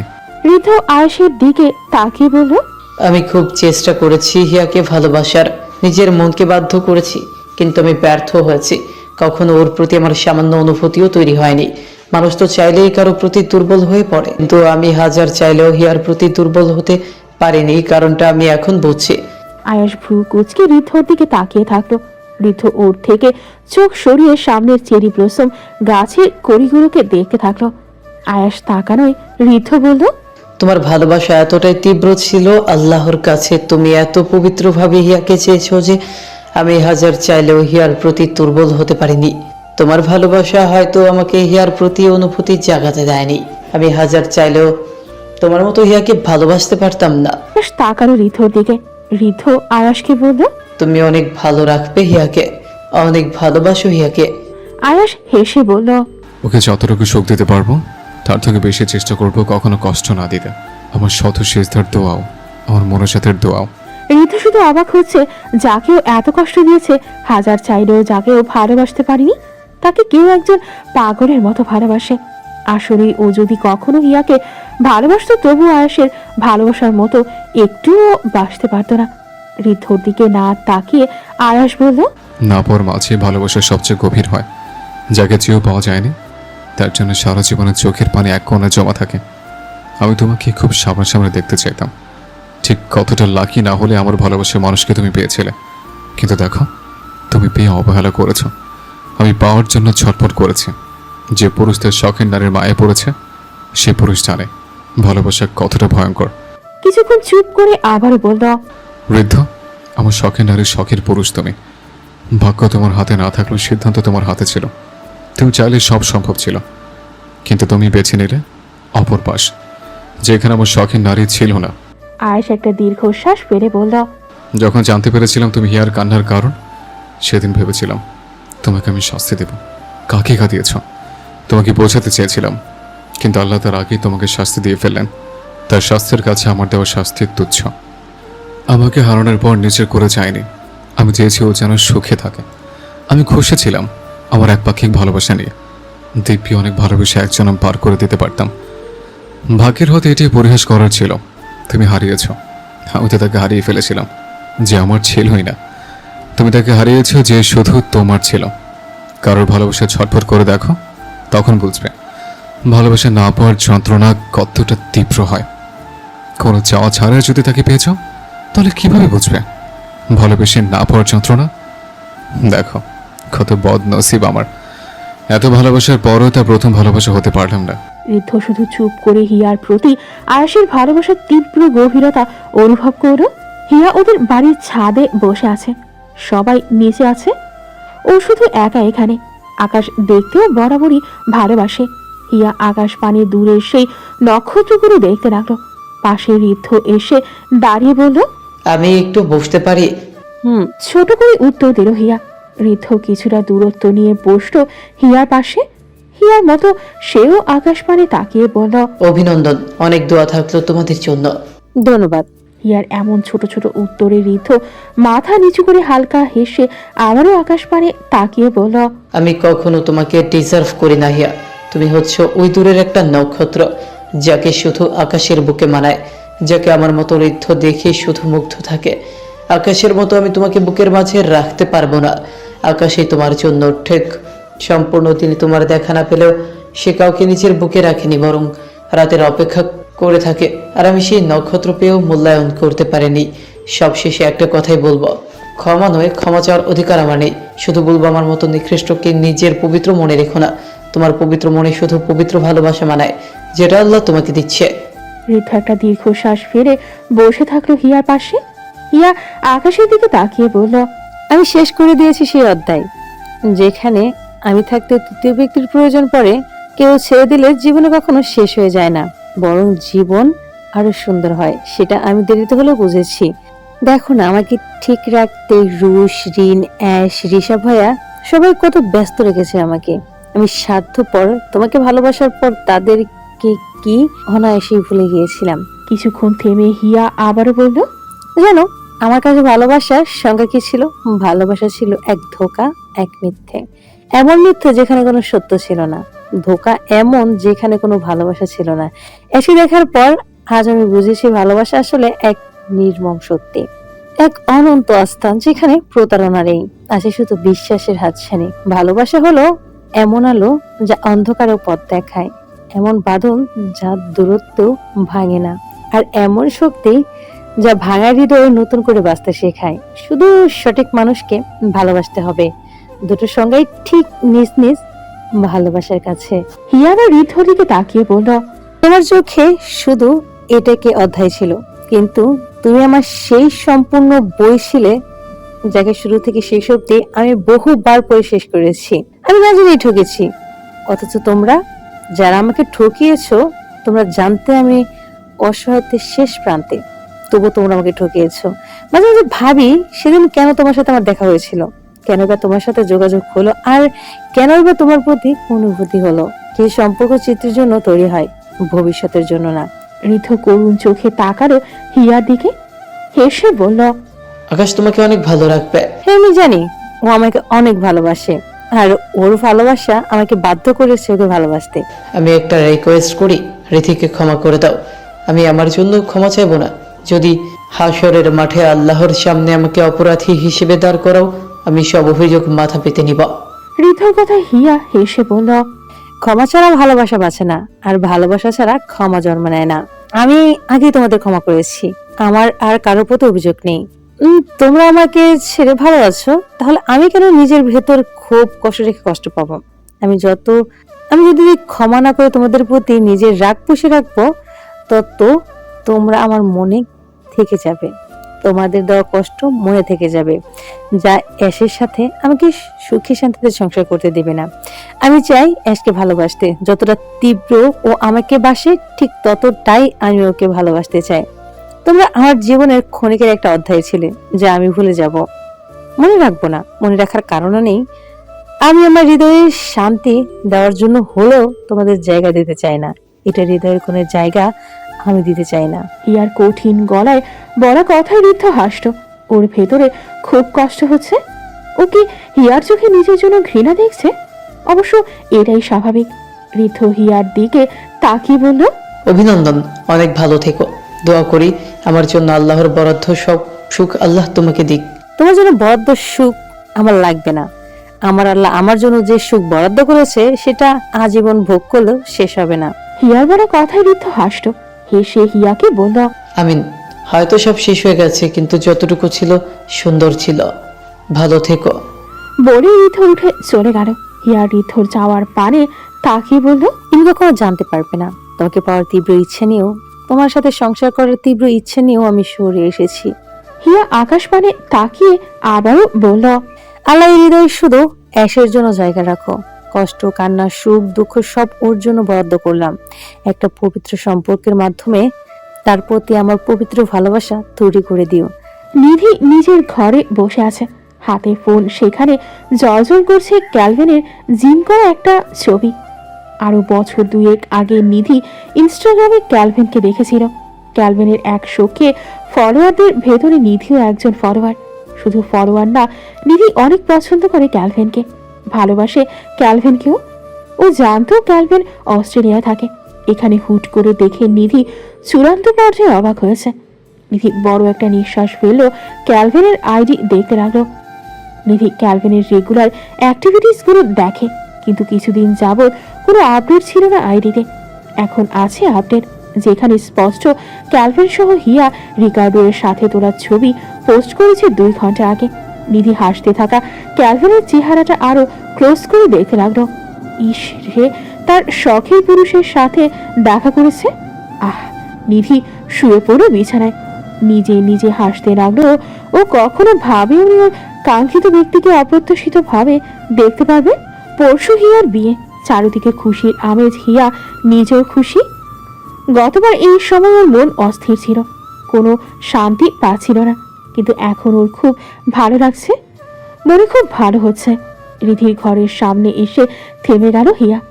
রিধি ভেতরে আছে, কিন্তু এখন তো সবাই বাইরে আছে। মুহূর্তের মাঝের রুমে নক করল হিয়া। রিধি ভেতরে শুয়েছিল। হিয়া ভেতরে এসে বলল, তুমি এখানে কেন? সবাই তো বাইরে, তুমি যাবে না? আমার শরীর ভালো লাগছে না। রিধির কথা হিয়া রিধির বিছানায় বসে বলল, আমি দেখেছি তুমি কেমন বেশিরভাগ এই সময় অসুস্থ থাকো, কি হয়েছে তোমার? রিধি শোয়া থেকে উঠে বলল, কোথায়? হিয়া এগিয়ে গেল আর একটু। রিধির চোখে চোখ রেখে বলল, মিথ্যে বলছো? রিধি হিয়ার দিকে তাকিয়ে হিয়ার হাতটা নিজের দিকে নিয়ে বলল, আমি তোকে খুব ভালোবাসি হিয়া, ঠিক নিধিকে যেমন ভালোবাসি তোকেও খুব ভালোবাসি। আমার থেকে অনেক কষ্ট পেয়েছিস তুই, তার জন্য ক্ষমা করে দিই হিয়া। তোর ক্ষমা না পেলে আমি মরেও শান্তি পাবো না। আমি প্রতিদিন রিধাকে দেখি বিছানায় শুয়ে আছে, কিন্তু আমি ওকে নিতে পারি না। তার আগেই তুই নিয়ে যাস ওকে। আমাকে প্লিজ মাফ করে দে হিয়া, প্লিজ মাফ করে দে। রিধি মাথা নিচু করে কান্না দেখে হিয়া অবাক হলো, সাথে কষ্টও পেল। রিধার জন্য ওর খুব খারাপ লাগে। বাচ্চাটার কোনো দোষ নেই, নিষ্পাপ একটা শিশু। রিধি মাথা নত করেই বলল, হিয়া, ভালোবাসায় 7 খুন মাফ, মিথ্যা মাফ, ধোকা দেওয়ায় মাফ। আমি তো শুধু স্বার্থপর হয়েছি। নিজের ভালোবাসাকে পেতে সবাই স্বার্থপর হয়, এখানে আমার কি দোষ? স্বার্থপর হয়েছি তাই। আমার রিধা জন্মানোর আগে মা বলেছিল এই মেয়েকে তিনি নিজ হাতে হত্যা করতে চায়। আল্লাহ পাপ না দিলে তিনি নিজ হাতে খুন করতেন। সবাই আমার রিধাকে নাজায়েজ বলতো। জোরে জোরে শ্বাস নিয়ে রিধি কান্না আটকানোর ব্যর্থ চেষ্টা করতে লাগলো। আমার বাচ্চাটা ছোট ছিল, ওকে সবাই নাজায়েজ বলতো, সবাই নাজায়েজ বলতো। আমার মেয়ের কি দোষ ছিল? সব দোষ আমার ছিল, আমি করেছি সব, সব আমি করেছি, স্বার্থপর আমি হয়েছি। বলে রিধি হিয়ার দিকে তাকিয়ে বলল, কত বছর ভালোবাসিস ঋদ্ধকে? 6 বছর। আর আমি 11 বছর ভালোবেসেছি ওকে, 11টা বছর। তুই শুধুই ওর জন্য নিজের ব্যক্তিত্ব হারিয়েছিস, আমি যে নিজেকেই হারিয়েছি। 16 বছর থেকে ভালোবাসি আমি ঋদ্ধকে, আজ আমি 27 বছরে। তোর থেকে অনেক বেশি ভালোবাসি আমি ঋদ্ধকে। আমি নিজের শখ ছেড়েছি, খুশি ছেড়েছি, ইচ্ছা ছেড়েছি, স্বাদ ছেড়েছি, সব শিখেছি যা ঋদ্ধ পছন্দ করে। নিজেকে এমনভাবে তৈরি করিয়েছি যা ঋদ্ধর পছন্দ। কিন্তু আমার ভালোবাসার ভেতরে তুই চলে আসলি। ঋদ্ধকে ভালোবাসি বাড়ির কাউকে জানানোর আগে তুই নিজে জানিয়ে দিলি তুই ঋদ্ধের সাথে সারা জীবন কাটিয়ে দিতে চাস। তখন মাত্র 15 দিন ঋদ্ধর সাথে ছিলি তুই, আর আমি 4 বছর ধরে ভালোবাসতাম। তোকে কত জানানোর চেষ্টা করেছি, কিন্তু তুই তো কখনো এক জায়গায় শান্তই থাকিসনি। বরাবরের বাধ্য হয়ে আমি নিজের ভালোবাসা চেপে রেখে চুপ করে গেছি। হারে, তুই তো কাউকে জানিয়ে কাঁদতে পেরেছিস, হার্তনাদ করতে পেরেছিস, নিজের মাকে জড়িয়ে ধরে কাঁদতে পেরেছিস, সবাইকে জানাতে পেরেছিস। কিন্তু আমি, আমার যন্ত্রণা আমার 4 দেয়ালের মধ্যে থেকে গেছে। ভালোবাসার মানুষের পাশে অন্য কাউকে সহ্য করা যায় না। তুই পেরেছিলি আমাকে সহ্য করতে? তাহলে আমি কি করে পারতাম? আমার প্রত্যেকটা রাত তুই কেড়ে নিয়েছিলি। আমি তোর মতো বুক ফাটা চিৎকার করে কাঁদতে পারিনি, কাউকে জড়িয়ে ধরে বলতে পারিনি আমার ভালোবাসার মানুষকে অন্য কেউ নিয়ে গেছে। প্রতিদিন তোদের একসাথে দেখে আমি কত রাত নির্ঘুম কাটিয়েছি তার কোনো ধারণা নেই। বোবা কান্না করেছি আমি, চাইলেও সহ্য করতে পারিনি আমি। অনেক চেষ্টা করেছি, কিন্তু নিজের ভালোবাসার মানুষকে অন্যের পাশে একদম সহ্য করা যায় না, একদমই করা যায় না। আমি স্বাভাবিক থাকার নাটক করেছি, কিন্তু দিন শেষে আমার কষ্ট আমাকে শেষ করে দিত। এখনো সেই কষ্ট আমাকে শেষ করে দিচ্ছে হিয়া। আমার জীবনে ওই 4 বছর নষ্ট করে দিয়েছে, যেই 4 বছর আমি তোদের সাথে একসাথে রেখেছি। যখন ঋদ্ধ আমাকে বলেছিল ওর আমাকে ভালো লাগে, বিশ্বাস কর আমার লোভী মন 1 মিনিটও ভাবেনি, আমি একটুও ভাবিনি তোর কি হবে, সবাই আমাকে কি বলবে, ঠিক ভবিষ্যতে কি কি হতে পারে। স্বার্থপরের মতো নিজের খুশি নিয়ে ভেবেছি আমি। আমি ঋদ্ধকে বলেছিলাম বিয়ে করে নিতে, ভয়ে বলেছিলাম যদি ওকে না পাই। ও রাজি হয়েছিল। আবারও স্বার্থপরের মতো নিজের কথা ভেবেছিলাম, আমার 8 বছরের ভালোবাসার কথা ভেবেছি। বিশ্বাস কর ঋদ্ধকে ছাড়া আমি বাঁচতে পারতাম না, আমি মরে যেতাম। আমি দ্রুত বাচ্চা নিয়ে নিলাম, আমি আমার বাচ্চা দেখে যেতে চেয়েছিলাম। আবারও স্বার্থপর হয়েছিলাম, এই স্বার্থপরতাই আমাকে খেয়ে ফেললো হিয়া। আমাকে খেয়ে ফেললো। ভালোবাসায় স্বার্থপর হওয়া তো জায়েজ আছে, কিন্তু এই স্বার্থপরতা আমার সব নিয়ে নিল। আমার খুশি নিয়ে নিল, আমার শান্তি নিয়ে নিল, আমার পরিবার নিয়ে নিল, আমার বাচ্চাকে নিয়ে নিল। এখন আমাকেও খেয়ে ফেলছে। আমি ঋদ্ধর সাথে আমার সারাটা জীবন কাটাতে চাই। রিধির বলা প্রত্যেকটা কথাই হিয়া হতবাক হয়ে গেল। রিধি তখনও পাগলের মতো কাছে, তার ভেতরে হুট করে রাবে আসলেন। এসেই রিধিকে জড়িয়ে ধরে শান্ত হতে বললেন, কিন্তু রিধির মুখে তখন একটাই কথা ছিল, ও আরো জীবন পার করতে চায় ঋদ্ধর সাথে। হিয়া অবাক হয়ে বলল, ছোট মা, আপুর কি হয়েছে? রাবেয়া হিয়ার দিকে করুণ কণ্ঠে বললেন, কিছু না মামুনি, কিছু না। বলেই রাবেয়াও কেটে দিলেন। হিয়া অবাক হয়ে বলল, কি হয়েছে আমাকে বলো না, কি হয়েছে আপুর? অনেকটা চিৎকার করেই বলল হিয়া। আশেপাশে হয়তো রোকসানাও ছিলেন, তিনি সেই সময় ভেতরে আসলেন। পরিস্থিতি দেখে হিয়াকে সরানোর জন্য বললেন, মামুনি, তুমি মেয়ে একটু ঋদ্ধকে ডেকে আনো। আমার থেকে কি লুকাচ্ছ তোমরা? হিয়ার কথায় করুণ কণ্ঠে রোকসানা বললেন, কথা শোনো মা আমার, প্লিজ যে ঋদ্ধিকে ডেকে দাও, আমি পরে তোমাকে সব জানাবো। প্লিজ মেজুমার কথা শোনো। হিয়ার কিছু বলল না, দ্রুত পায়ে বেরিয়ে গেল ব্যাকইয়ার্ডে। সবাই বসে আছে, কথা বলে মজা করছে সবাই। ঋদ্ধ, স্নিগ্ধ, নিধি এরা পাশাপাশি বসে আছে। নিধি চোরা চোখে শুধু ক্যালভিনকে দেখছে। ক্যালভিনের সাথে এখনো নিধি কথা হয়নি। ও কি নিয়ে কথা বলা শুরু করবে এটাই বুঝতে পারছে না। হিয়া দ্রুত পায়ে সবার সামনে এসে দাঁড়ালো। ওর এমন চিন্তিত মুখ দেখে সবাই অবাক হলো। কেউ কিছু জিজ্ঞাসা করার আগেই হিয়া বলল, হৃদি আপুর কি হয়েছে সিদ্ধ? ঋদ্ধ সহ এদের বাড়ির সবাই অবাক হলো। ঋদ্ধ উঠে বলল, কি হয়েছে হিয়া? অথচ হিয়া ঋদ্ধর প্রশ্নের উত্তর না দিয়ে স্নিগ্ধকে আগের মতো বলতে লাগলো, কি হলো বল? কিছু একটা হয়েছে সেটা বুঝতে পেরেই ঋদ্ধ দ্রুত পায়ে বেরিয়ে গেল বাড়ি থেকে। নিধিও বেরিয়ে গেল পরপর। স্নিগ্ধ উঠে যেতেই হিয়া শক্ত করে হাত ধরে বলল, কোথায় যাচ্ছ? বলো কি হয়েছে? ওর এমন ভাবে স্নিগ্ধর সাথে বলা কথা দেখে সবাই অবাক হলো। হিমা মেয়ের দিকে এগিয়ে বললেন, কি হয়েছে হিয়া, এমন ভাবে কথা বলছো কেন? আর স্নিগ্ধ, কি হয়েছে? স্নিগ্ধ সবার দিকে তাকিয়ে ঠোঁট কামড়ে ধরল। হিয়া তখনও ওর হাত ধরে আছে। স্নিগ্ধ করুণ চোখে তাকিয়ে বলল, আপু আর মাত্র কয়েক মাস আছে আমাদের সাথে। স্নিগ্ধর এমন কথায় রাশেদ কিছু বুঝতে পারলেন না। তিনি আবারও শুধালেন কি হয়েছে। স্নিগ্ধ হিয়ার থেকে হাতটা ছাড়িয়ে নিয়ে বলল, রিধিয়াপুর পালমোনারি হাইপারটেনশন আছে। পালমোনারি হাইপারটেনশন হলো ফুসফুসে রক্তনালীগুলোর মধ্যে চাপ অস্বাভাবিকভাবে বেড়ে যাওয়া। সহজ করে বললে, হৃৎপিণ্ড থেকে ফুসফুসে যে রক্ত যায় সেখানে রক্তচাপ খুব বেশি হয়ে যায়। রক্ত ফুসফুসে যেতে পারে না, শরীর পর্যন্ত অক্সিজেন পায় না। হার্টকে রক্ত পাঠাতে অতিরিক্ত পরিশ্রম করতে হয়। ধীরে ধীরে হার্ট দুর্বল হয়ে যায়, রোগী দ্রুত ক্লান্ত হয়ে যায়, শ্বাসকষ্ট হয়, এমনকি সামান্য কাজও হাঁপিয়ে ওঠে।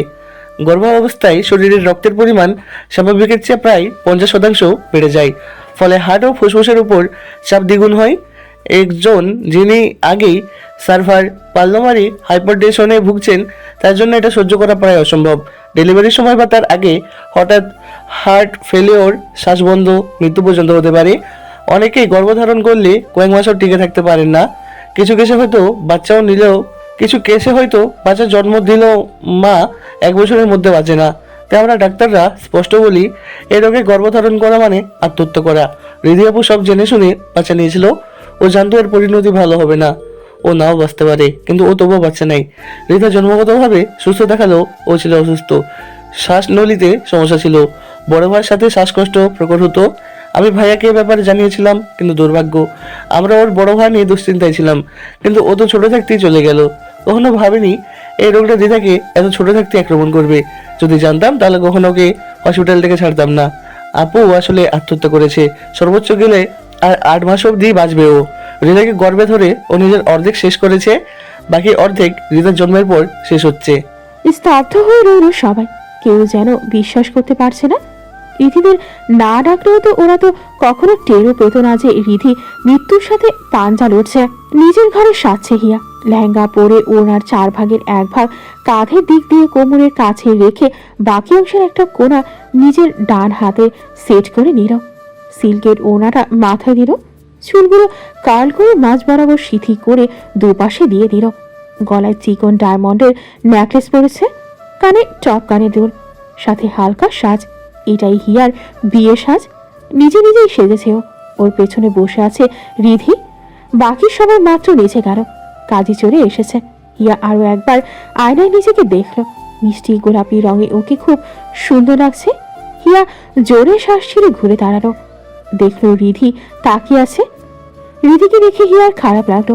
ও রিধির দিকে তাকিয়ে বলল, তুমি তো জানতে বাচ্চা নিলে মারা যাবে, কেন নিলে বাচ্চা? রিধি হেসে বলল, মেয়ে হয়ে যদি মা শব্দটার অধিকারটাই না পাই, তবে বেঁচে থেকেও যেন নিজের অস্তিত্বটা হারিয়ে ফেলতাম। সবাই বলে জীবন সবচেয়ে মূল্যবান, কিন্তু আমার কাছে মা ডাকার মুহূর্তটাই ছিল আসল জীবন। হয়তো বাঁচতাম, কিন্তু সেই মা ডাক না শুনলে বেঁচে থাকাটাই হতো সবচেয়ে বড় শাস্তি। আমি জানতাম এ পথে মৃত্যু আছে, তবুও সেই একবারের মা ডাকের জন্য সবকিছু তুচ্ছ মনে হয়েছিল। এই একটা শব্দের জন্যই তো মেয়েরা পৃথিবীর সব কষ্ট হেসে শুয়ে নেয়। আমিও নিয়েছিলাম। আমি জানতাম আমার দেহ হয়তো টিকবে না, কিন্তু সেই মা ডাকে আমি নিজের শেষ নিঃশ্বাসটুকু উজাড় করে দিতে রাজি ছিলাম, যে শব্দটা শুনতে সারা জীবন অপেক্ষা করে প্রতিটা মেয়ে। আমি কি করে সেই শব্দটা ছেড়ে দেই? আমার জন্য মৃত্যু ছিল নিশ্চিত, কিন্তু মা হওয়ার সেই অনুভূতি ছিল চিরন্তন। আমি বাঁচার জন্য না, সেই ছোট্ট ডাকে সাড়া দেওয়ার জন্য বাচ্চাটা নিয়েছিলাম। মৃত্যুর ভয় আমার চোখে ছিল না, ছিল শুধু একটুখানি আশার আলো, যে একদিন কেউ আমায় মা বলে ডাকবে। জীবনটা হয়তো ছোট হতো, কিন্তু সেই ডাকে আমি চিরকাল বেঁচে থাকতাম। মা হওয়া কোনো দোষ না, এটা তো আমার সবচেয়ে বড় স্বপ্ন ছিল। আমি নিজের জীবনের দায় কমিয়ে দেইনি, শুধু সেই একবারের ডাকে নিজের জীবনটাকে উৎসর্গ করেছি। সবাই বলে আমি ভুল করেছি, কিন্তু আমি বলি আমি ছিলাম এক মা, যে সন্তানের জন্য মৃত্যুকেও আলিঙ্গন করতে প্রস্তুত। আমার শরীর হয়তো দুর্বল ছিল, কিন্তু আমার মায়ের মনটা ছিল পাহাড়ের মতো দৃঢ়। যে ডাকে পৃথিবীর সব কষ্ট মুছে যায়, সেই ডাকে সাড়া না দিয়ে কেমন করে বাঁচতাম বল? এই একটা শব্দের জন্যই তো নারীর যাত্রা পূর্ণতা পায়। আমি কি করে সেটাকে উপেক্ষা করি? জীবন মৃত্যুর সীমা পেরিয়ে গিয়েছিলাম শুধু সেই মিষ্টি ডাকে নিজেকে একবার শোনার তৃষ্ণায়। আমার কাছে মা হওয়া কোনো সিদ্ধান্ত ছিল না, ছিল ভাগ্যের কাছে শেষ প্রার্থনা। মৃত্যু আমার শত্রু ছিল না, আমার স্বপ্ন পূরণের পথের শেষ ধাপ ছিল মাত্র। হিয়া তাকালো হাসতে থাকা রিধির দিকে। এখন এই রিধির চোখে মৃত্যুর কোনো ভয় নেই, অথচ কাল কত কষ্টে ছিল নিধি। হিয়া বলল, তুমি যদি আমাকে আগে বলতে তুমি হৃদয়কে পছন্দ করতো, আমি কখনো হৃদয়কে দাবি করতাম না। আমি তোর মতো বিদেশি কালচারে বড় হইনি হিয়া।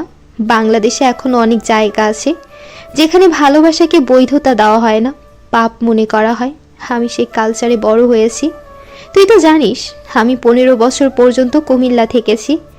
ব্যবসার কাজে বাবা কুমিল্লায় থাকতো, আমরাও কুমিল্লায় থাকতাম।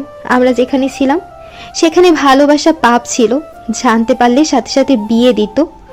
পরে আমরা ঢাকায় আহমেদ ভিলায় এসেছি। আমি বরাবর ওই কালচার নিয়ে বড় হয়েছি। আমি পরিবারের সাথে তোর মতো ফ্রি ছিলাম না, সহজে কোনো জিনিস জানাতে পারতাম না। আমার মা বাবা ওই বিষয়টা কেমন করে নিবে ভাবিনি। সবশেষে আমি চেয়েছিলাম মাকে সব খুলে বলবো, কিন্তু দেরি করে ফেলি।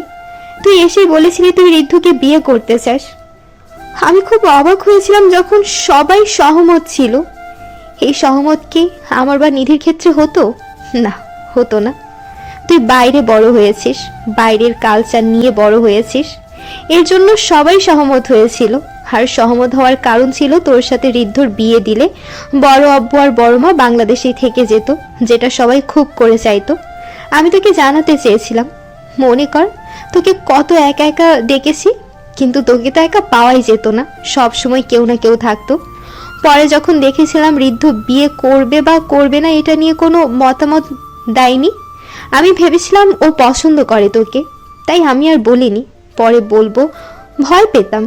আমি জানতাম আমি জানালে আমার সাথে অন্য কারোর বিয়ে দিয়ে দিত, আর তোর সাথে ঋদ্ধর বিয়ে দিয়ে দিত। তুই যদি সেদিন না বলতিস তুই ঋদ্ধকে বিয়ে করবি, আমি শিওর তোদের বিয়ে হয়ে যেত। আমরা সব সময় যেটা চোখে দেখি সেটা সত্যি হয় না হিয়া। তোর ক্ষেত্রে সবার যেমন সহমত পোষণ করে, আমার বা নিধির ক্ষেত্রে করতো না। রিধির কথা হিয়া অবাক হয়ে বলল, ভালোবাসা বলার সাহস রাখতে হয়। ভবিষ্যতে কি হবে এত চিন্তা করে ভালোবাসা যায় না। তুমি বলেই দেখতে সবাই রাজি হতো কিনা। প্রথম অনীহা দেখালেও পরে ভেবে দেখতো। আমার মনে হয় মেজো মা, মেজো আব্বু এরা সবাই রাজি থাকতো। প্রথমে রাগ করলেও করতো। ভালোবাসায় শুধু স্বার্থপরতা না, অনেক কিছুই থাকতে হয়। তুমি রিজেক্ট হবে, সবাই অবাধ করবে, এই মেনে নেওয়ার মতো মন থাকতে হবে। তুমি ভুল করেছো আপু, তোমার ভুলে 4-4টা মানুষের জীবন নষ্ট হয়েছে, পরিবারের সম্পর্ক নষ্ট হয়েছে। বিশ্বাস করো, আমি কখনো তোমাকে ক্ষমা করতে পারবো না। ভালোবাসা ভুল নয়, কিন্তু ভালোবেসে ধোকা দেওয়াটা ভুল, যেটা তোমরা করেছো।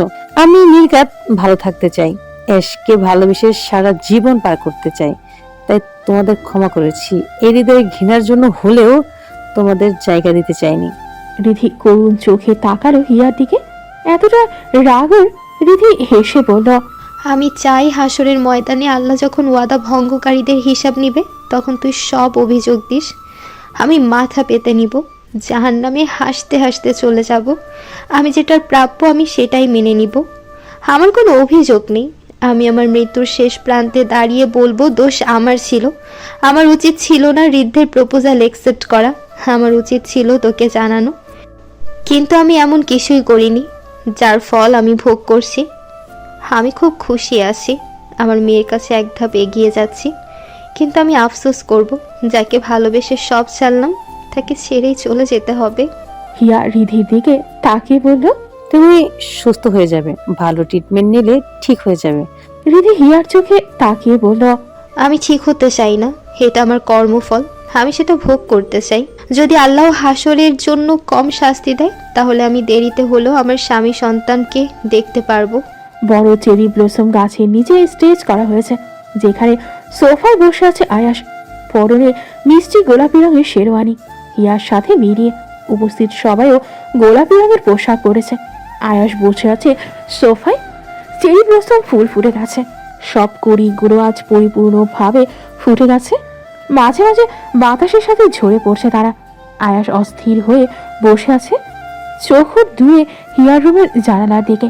সেথায় তাকিয়ে আয়াস নিজেকে বলল, নিঃসন্দেহে যাকে নিজের জন্য তৈরি করা হয়েছে, সে সারা দুনিয়া ঘুরে হলেও নিজের কাছে আসবে। মনে চাতে করা দোয়া কখনো বিফলে যায় না। আমি কত অভিযোগ করেছি, কত আকুতি জানিয়েছে। আমার অভিযোগ এখন আমার হবে, আমার আকুতি এখন আমার হবে। আমার কষ্টের ধৈর্যের পুরস্কার আল্লাহ আমাকে তাকে পরিপূর্ণ হালাল ভাবে দিচ্ছেন। আমার অপেক্ষা সহজ ছিল না, কঠিন ছিল, কিন্তু তার থেকে বেশি কঠিন ছিল যার জন্য অপেক্ষা করছিলাম। সে কখনো জানতই না আমি আজ থেকে পেতে যাচ্ছি। তাকে পাওয়ার তীব্র ইচ্ছা নিয়ে আমি শেষ হয়ে যাচ্ছিলাম। শুকরিয়া আপনার, আপনি তাকে আমাকে ফিরিয়ে দিচ্ছেন, যাকে আমি ফিরে পাওয়ার আশায় ছেড়ে দিয়েছিলাম। যাকে আমার থেকে নিয়ে গিয়েছিলেন, তাকে আমাকে হালালভাবে ফিরিয়ে দিচ্ছেন। কাজী এসে আয়েশের পাশে সোফায় বসে। কাজী আয়েশের হাত নিজের হাতে নিয়ে গম্ভীর স্নিগ্ধ আমেরিকান ফ্লুয়েন্ট অ্যাকসেন্টে বললেন, বিসমিল্লাহির রহমানির রহিম, আলহামদুলিল্লাহ, আসসালাতু আসসালামু আলা রাসূলিল্লাহি।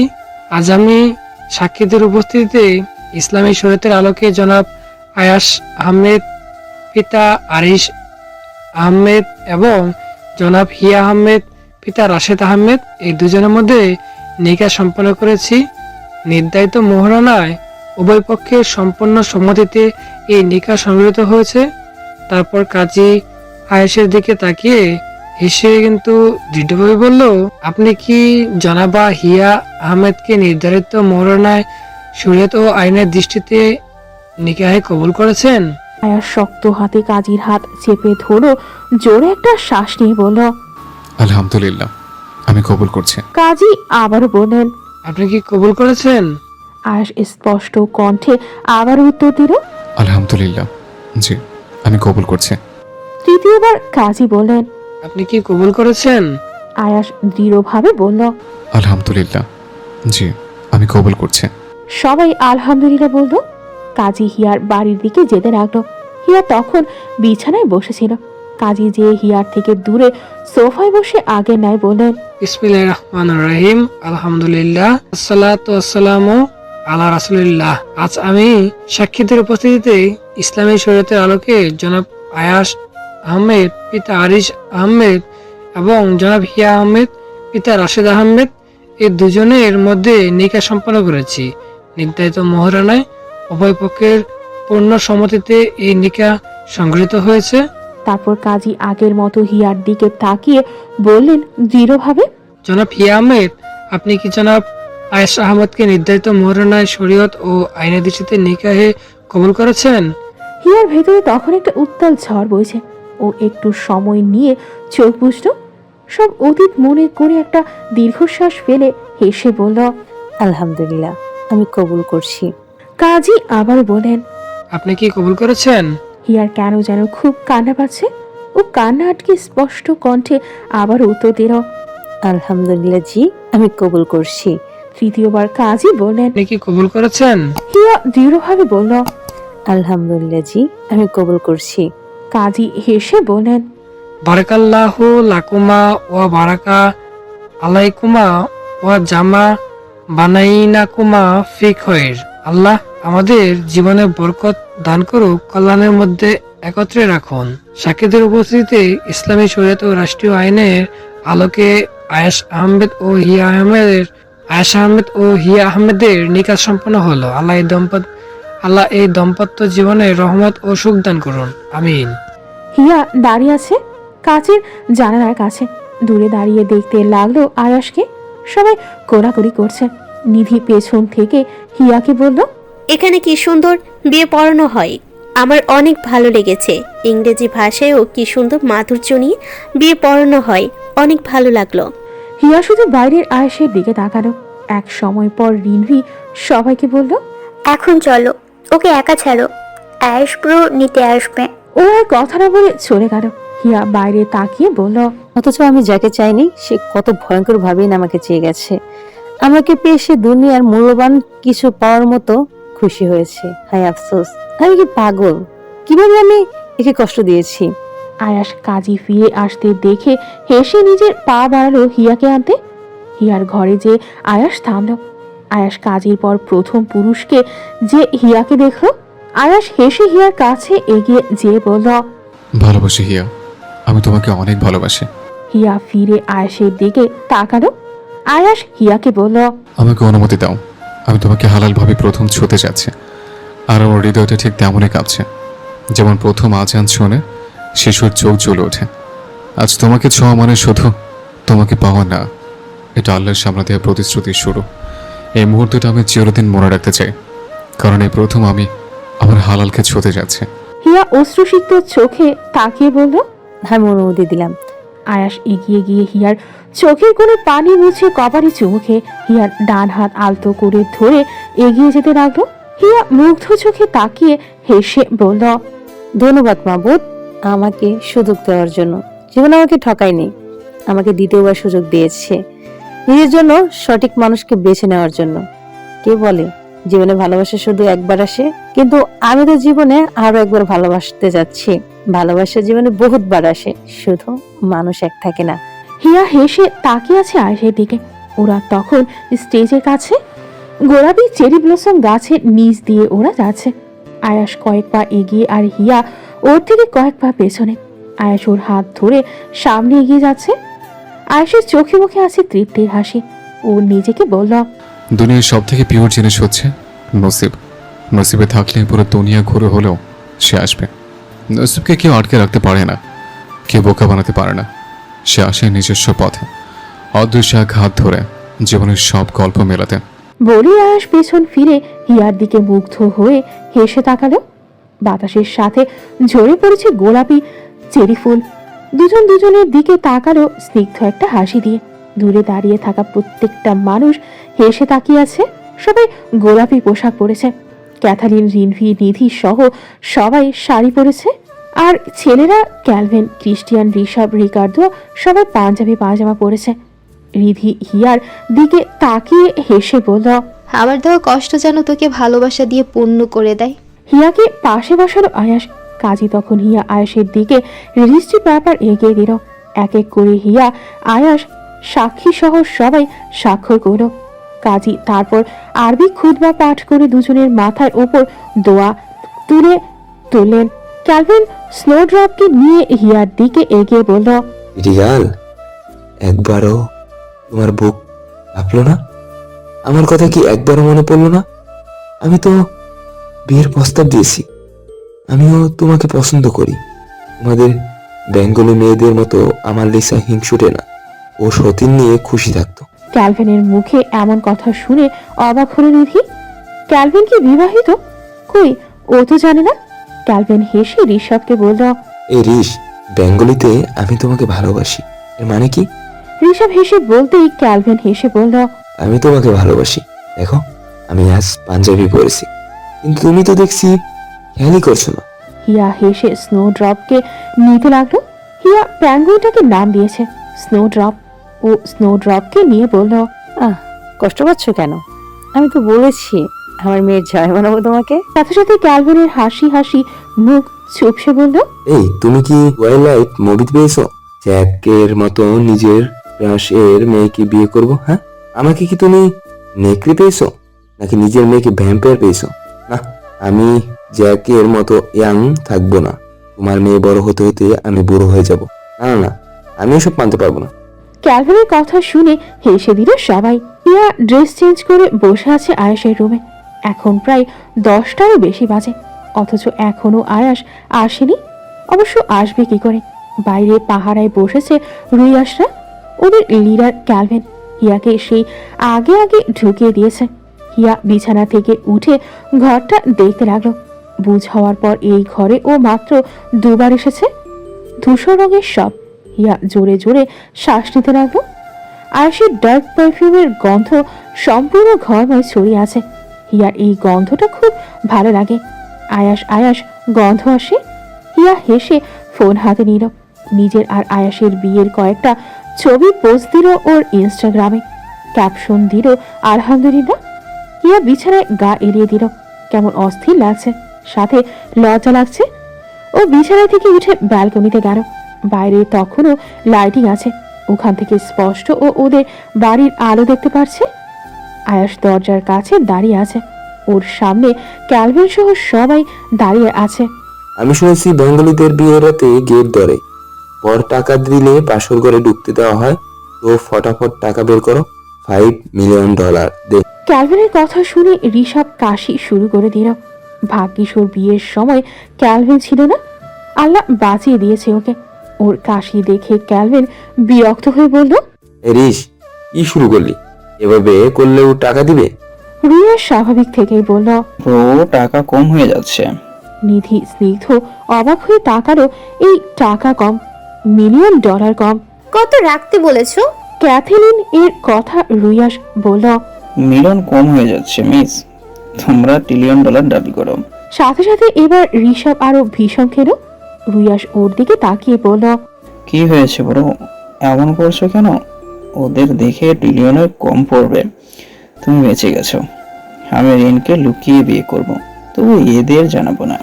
রুইয়াসের কথায় ক্রিস্টিয়ান হেসে রুইয়াসকে ধরে বলল, আমি তো বিয়ে করলে বলবোই না, বাচ্চা কাচ্চা ফয়দা করে তারপর জানাবো। এই কথা শুনে ক্যালভিন বলল, হারামির বাচ্চা, একটাকেও আমি টাকা দিব না।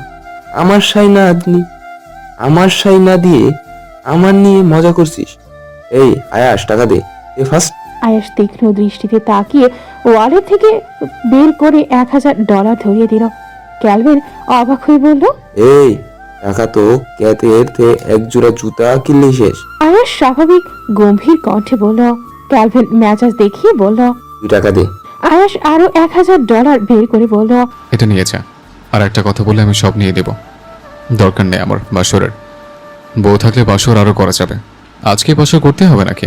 আয়াসের কথায় রিনভি হেসে বলল। ক্যালভিন অবাক হয়ে বলল, এই তুমি পাল্টি মারছো কেন? এটা তো কথা ছিল না। রিনভির কথায় ক্যালভিন বিল অবাক গেটস হয়ে বলল, বিয়ে করার সময় কি এত বড় লোক ছিল? ইয়ার থাম, যা দিচ্ছি নে, পরে দেখা যাবে। 1 টাকাও দেবে না, তোরও বিয়ে আছে। ক্রিস্টিয়ানের কথায় ক্যালভিন হেসে বলল, তুই হয়তো ভুলে গেছিস, ঈশার সাথে আমার বাসর হয়ে গেছে, সুতরাং আমার বাসর তোরা ধরতে পারবি না, আর এখন চাইলেও পারবি না।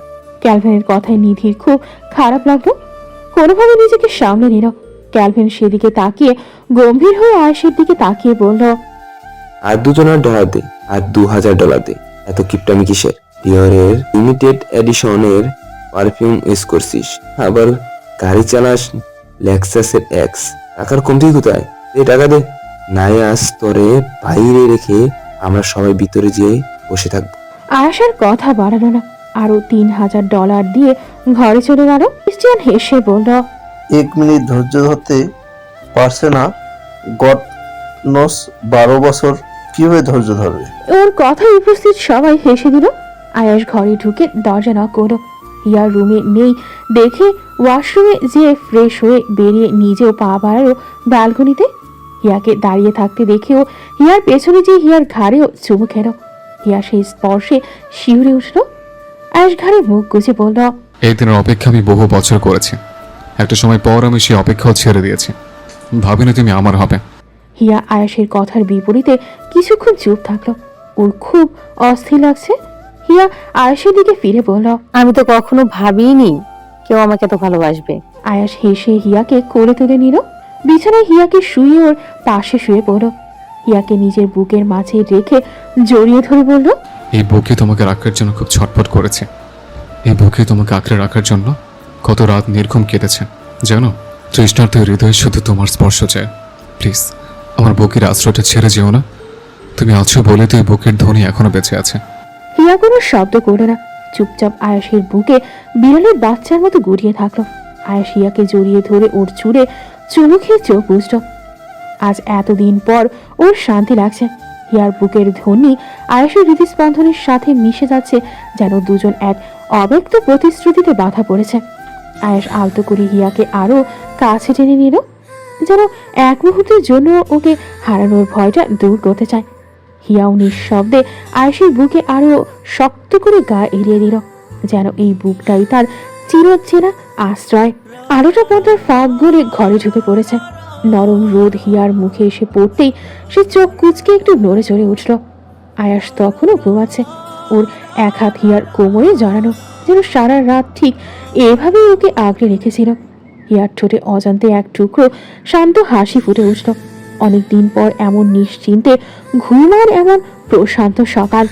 পাশ ফিরে হিয়া আয়াসকে দেখে এক অদ্ভুত শান্তি ভর করল ওর মনে, যেন সব ভয়, সব দূরত্ব, সব ভুল বোঝাবুঝি এই সকালের আলোয় মিলিয়ে গেছে।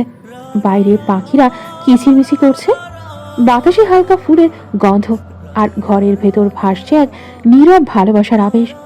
আয়াস ধীরে ধীরে চোখ খুলে হিয়ার দিকে তাকালো। ওদের চোখাচোখি হতেই মুহূর্তটা যেন থেমে গেল। আয়াস হিয়াকে আরো শক্ত করে ধরে ঘুম ঝরানো কণ্ঠে বলল, ঘুমাও। আকাশের চোখ বন্ধ করে থাকা দেখে নিজেকে ছাড়াতে চেষ্টা করলো। আয়াস আরো শক্ত করে ধরল। হিয়া এবার বলল, তুমি ঘুমাও, আমার ঘুম আসছে না। আমার যতক্ষণ ঘুম না ভাঙবে ততক্ষণ তুমি আমার সাথে শুয়ে থাকবে। আয়াসের কথা হিয়া কানে নিল না, নিজেকে ছাড়াতে চেষ্টা করল। আয়াস জাতীয় বিরক্তিসূচক শব্দ করে হিয়াকে নিজের কাছে টেনে ওর ঘাড়ে মুখ গুজে বলল, ও ফায়ারফ্লাই, আমাকে এত কেন জ্বালাও তুমি? হিয়া অবাক হলো। ও আয়াসকেও কখন জানে? ও আয়াসকে ছাড়া পেতে চেষ্টা করলো, কিন্তু বলিষ্ঠবান আয়াসের শক্তির কাছে হেরে বলল, গায়ে এমন কুমোরের মতো শক্তি বানিয়েছো কেন? তোমাকে আষ্টে পৃষ্ঠে জড়িয়ে ধরে রাখার জন্য। উফ, প্লিজ ছাড়ো, আমার ক্ষুধা লেগেছে। ঠিক আছে, যেতে দিব, আগে আমাকে চুমু খাও। হিয়ার কথায় আয়াস চোখ বুঝে হেসে বলল, কথায় কথায় লজ্জা পাওয়া বাদ দাও, আমেরিকার নাম নষ্ট করছো। তুমি চোখ বন্ধ করে আছো, কিভাবে বুঝলাম লজ্জা পাচ্ছি? হিয়া আয়াসের কথায় লজ্জা পেল, যেটা বুঝতে পেরে আয়াস হেসে ফেলল। বলল, হিয়া অবাক হয়ে বলল। আয়াস চোখ খুলে হিয়ার দিকে তাকিয়ে বলল, আমি তোমাকে এত ভালোভাবে চিনি যে চোখ বন্ধ করে বুঝতে পারি তুমি লজ্জা পাচ্ছ। আর এই লজ্জায় তোমার গালগুলো লাল হয়ে গেছে। সকাল সকাল এইভাবে লজ্জা রাঙানো চেহারা দেখিও। হিয়ার নিঃশ্বাস অচেতনভাবে দ্রুত হয়ে গেল। আয়াস ধীরে ধীরে হিয়ার হাত ধরে নিজের বুকের কাছে টেনে নিল। হিয়ার কানে ফিসফিস করে বলল, হিয়া, মাফ করো, এখন যা হবে তার জন্য তুমি দায়ী।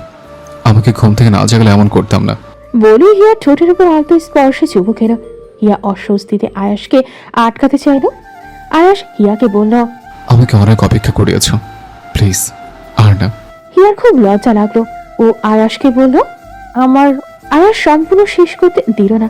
তার আগে আয়াস হিয়ার ওষ্ঠদয় নিজের ওষ্ঠের দখলে নিল, যেন দুজনের হৃদয় এক সুরে মিলেছে। ধীরে ধীরে আয়াসের স্পর্শ গভীর হলো, যেন সব লজ্জা, সব ভয়, সব দূরত্ব বেরিয়ে গেছে। আয়াস ধীরে ধীরে হিয়ার চুড়ে হাত বুলিয়ে ওকে নিজের কাছে টেনে নিল। হিয়ার চোখ বন্ধ নিঃশ্বাস থেমে থেমে নিচ্ছে আর বুকের ধক ধক আয়াসের হৃদয়ের সঙ্গে মিশছে। আয়াসের পাগড়াটির স্পর্শে হিয়া নিজেকে বিলিয়ে দিল আর আয়াসকে আটকানোর প্রয়াস করল না। দুজনের শরীর একে অপরের সঙ্গে মিলল, যেন প্রতিটি স্পর্শই নতুন এক ছন্দের মতো রচনা করছে। আঙুলের আঁচড়, কোমল আলতো ধাক্কা, নিঃশ্বাসের মিশ্রণ সবকিছু এক অদৃশ্য স্রোতের মতো ভেসে চলল। তারা যেন এক দীর্ঘ নীরব কাব্যের মধ্যে হারিয়ে গেছে, যেখানে সময় থেমে গেছে এবং কেবল তারা দুজন এই মিলনে বাধা হৃদয় আর বুকে বয়ে যাওয়া উষ্ণতা।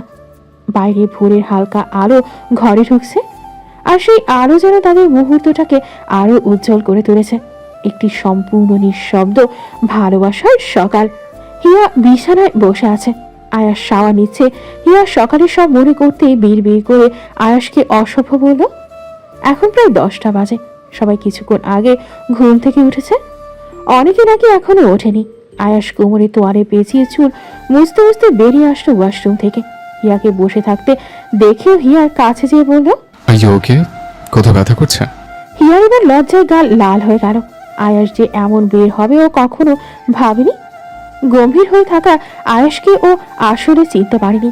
ওর লজ্জা পাওয়া দেখে আয়াস হেসে চুল মুছতে থাকা তোয়ারেটা সোফায় ফেলে হিয়ার কাছে যেয়ে লাল হয়ে থাকা গালে চুমু খেয়ে বলল, কোথাও ব্যথা অনুভব হলে বলো, এত লজ্জা পেও না।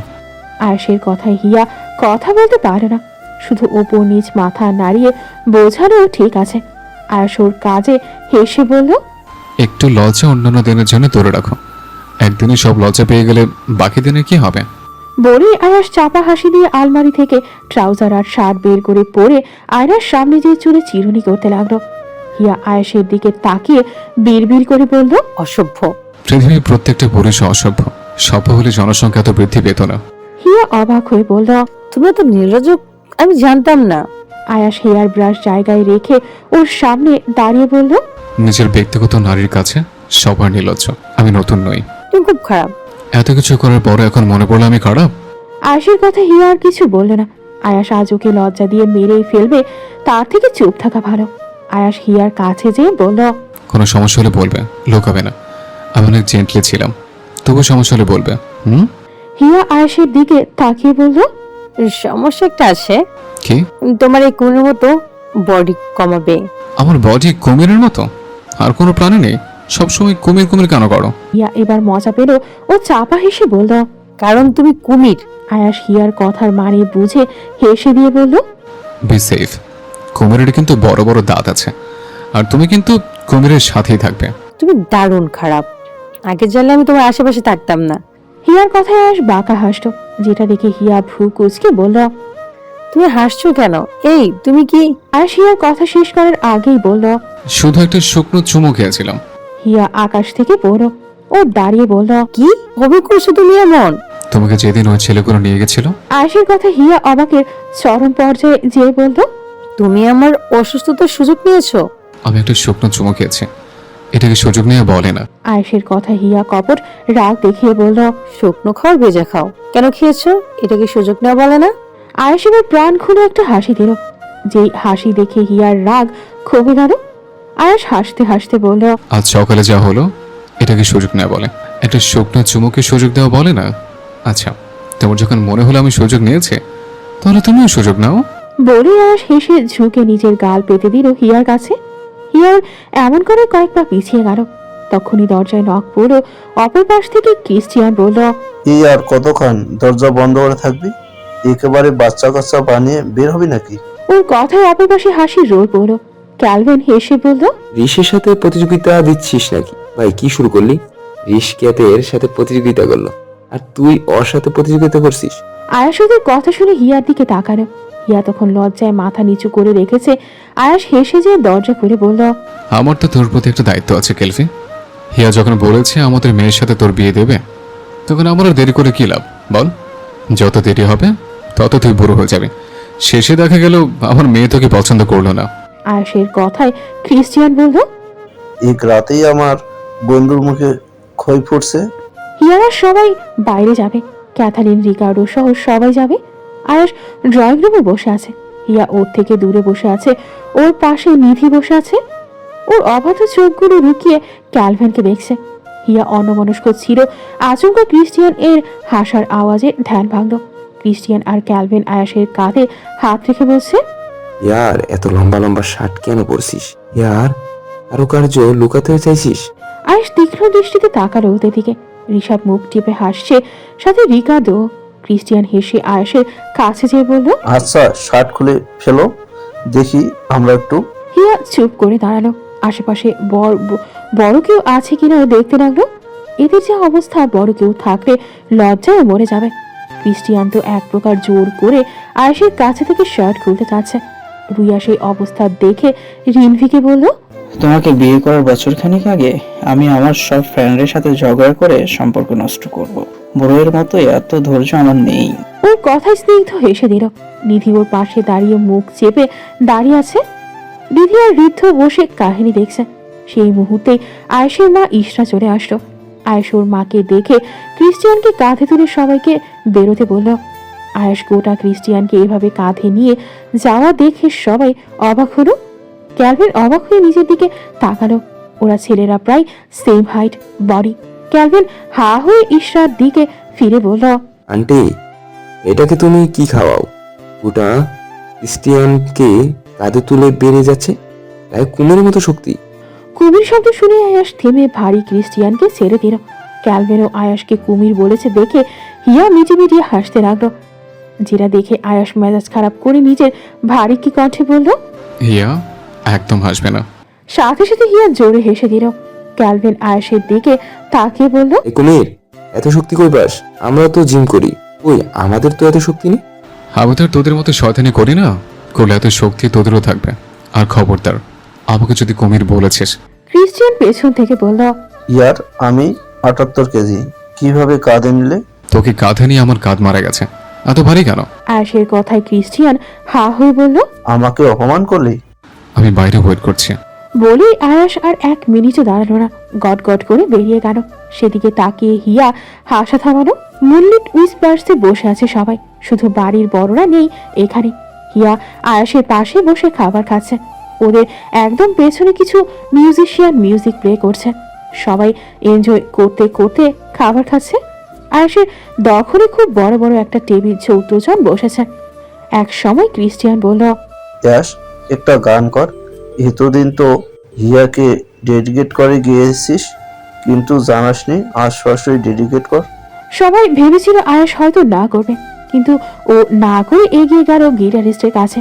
গিটার তুলে সুর তুলে শুরু করলো একটা সফট গান। ओ करम खुदाया है तुझे मुझसे मिलाया है, तुझ पे मर के ही तो मुझे जीना आया है। ओ तेरे संग यारा खुश रंग बहारा, तू रात दीवानी मैं जर्द सितारा। ओ तेरे संग यारा खुश रंग बहारा, मैं तेरा हो जाऊं जो तू कर दे इशारा। সবাই হেসে আকাশের গান শুনতে লাগলো। অনেকে বুঝলো না গানের অর্থ। হিয়া হেসে আয়েশের দিকে তাকিয়ে থাকলো। ক্যালভিন সিটি বাজালো। कहीं किसी भी गली में जाऊं मैं, तेरी खुशबू से टकराऊं मैं। हर रात जो आता है मुझे वो ख्वाब तू, तेरा मेरा मिलना दस्तूर है। तेरे होने से मुझ में नूर है, मैं हूँ सोना सा एक आसमां महताब तू।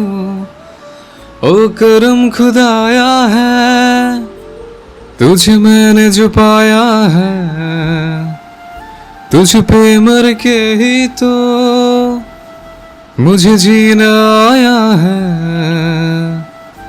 ओ तेरे संग यारा खुश रंग बहारा, तू रात दीवानी मैं जर्द सितारा।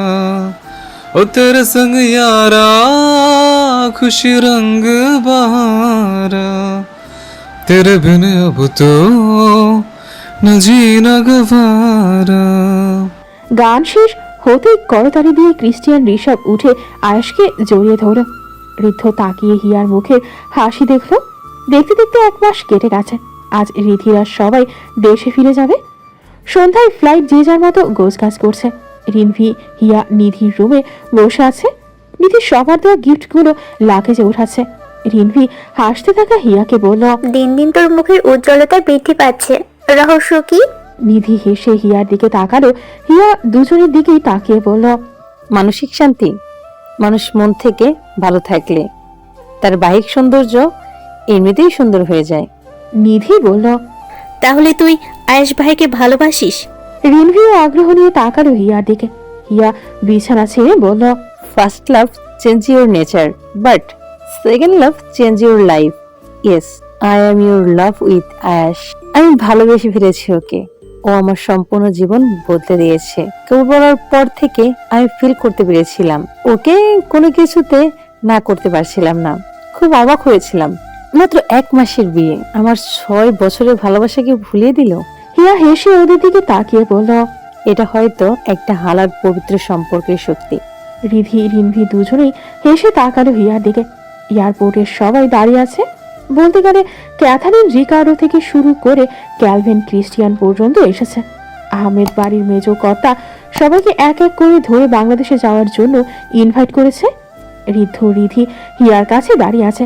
রিধি হিয়াকে জড়িয়ে ধরে বলল, আমাকে মন থেকে ক্ষমা করে দিস হিয়া। আমি জানি আমি বা ঋদ্ধ কেউ তোর মন থেকে ক্ষমা পাইনি।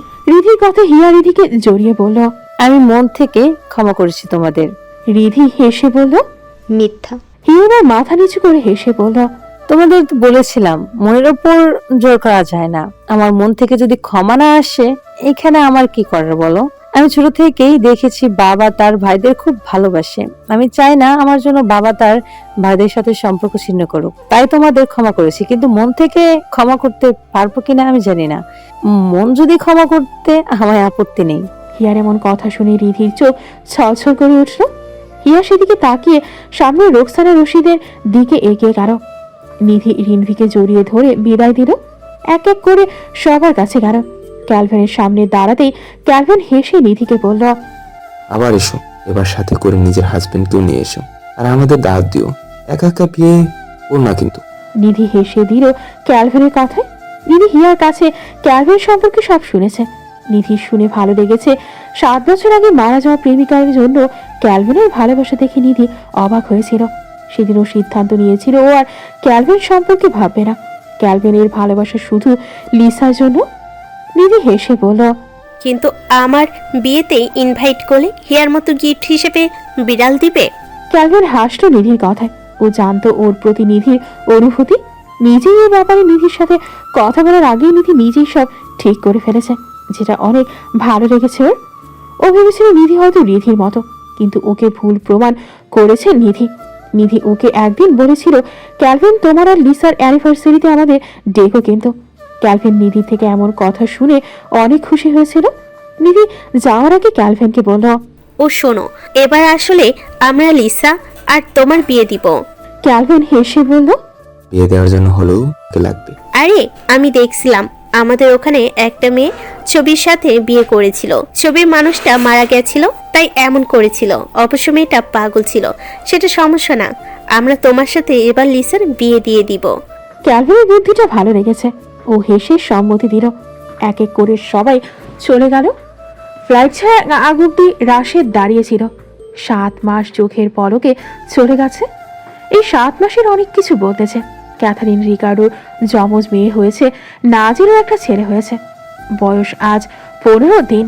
ক্যালভিন নিউ ইয়র্কে শিফট হয়ে গেছে একেবারের জন্য।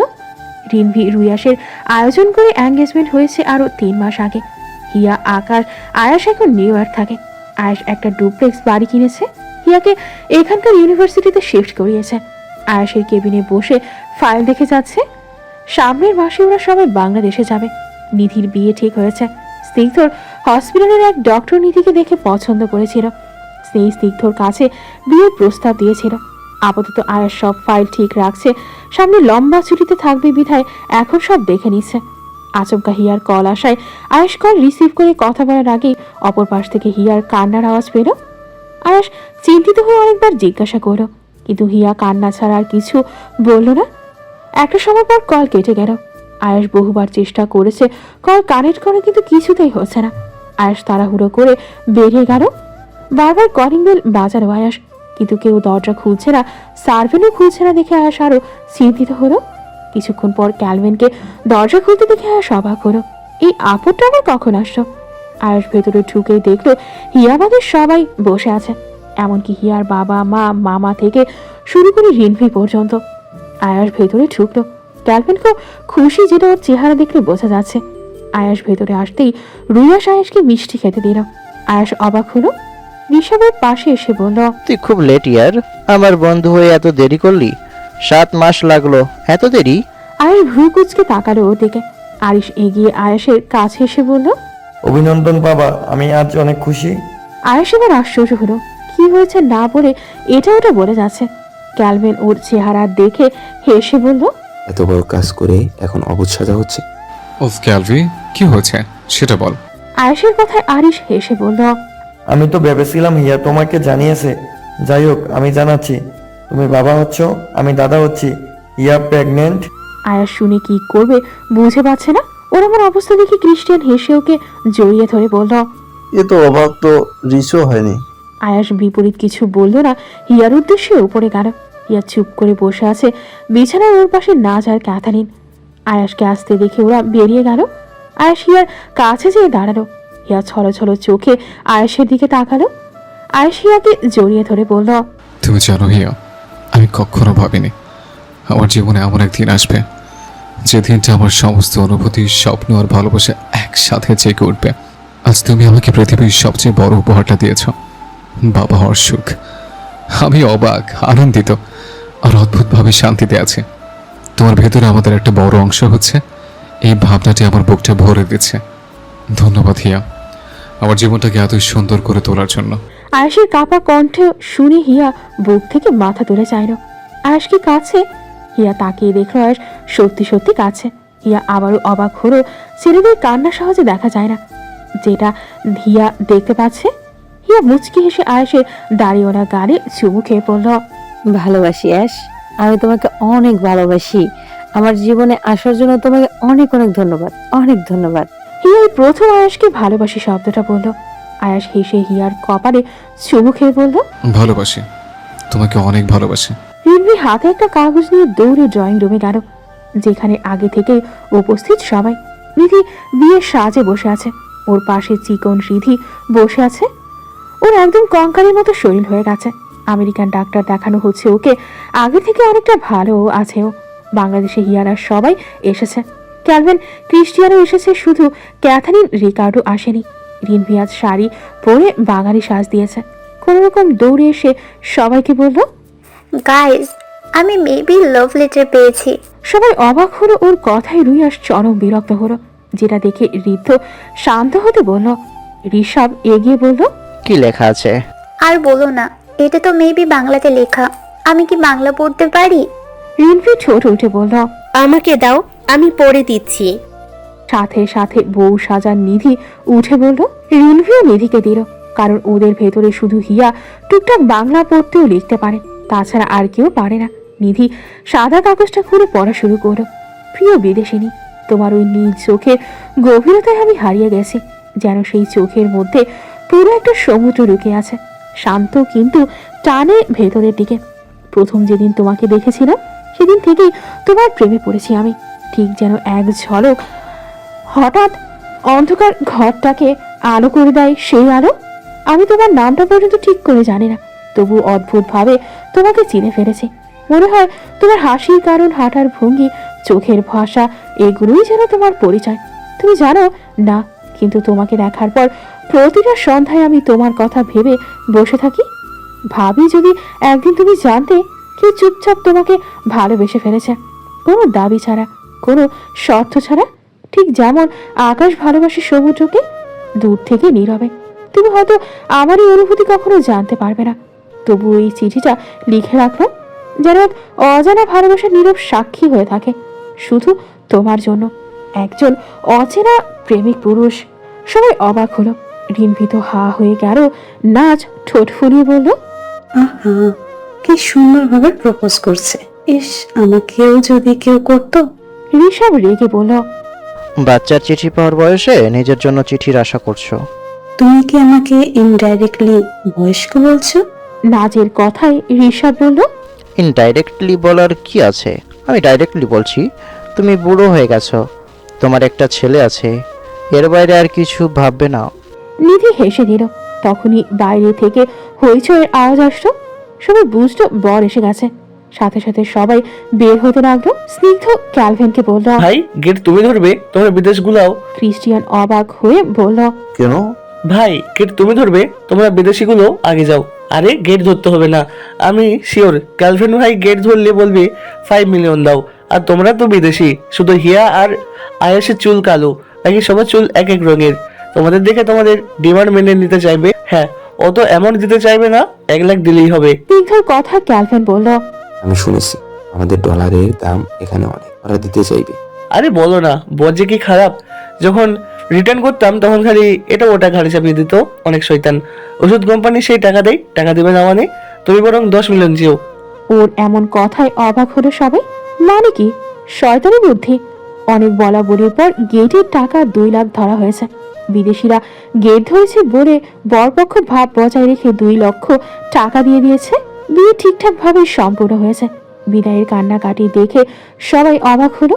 এভাবে বিয়েতে যে কাঁদে ওরা আজ প্রথম দেখলো। নিধি এক এক করে সবার থেকে বিদায় নিল। আয়াস হিয়াকে বেশি ভিড়ের ভেতর যেতে দিল না। এমনি হিয়ার কথায় কথায় বমি হয়, এখন আবার এমন ভিড় কান্নাকাটিতেও আরো যেতে দিল না। নিধি রিধিকে ধরে অনেক কান্নাকাটি করেছে।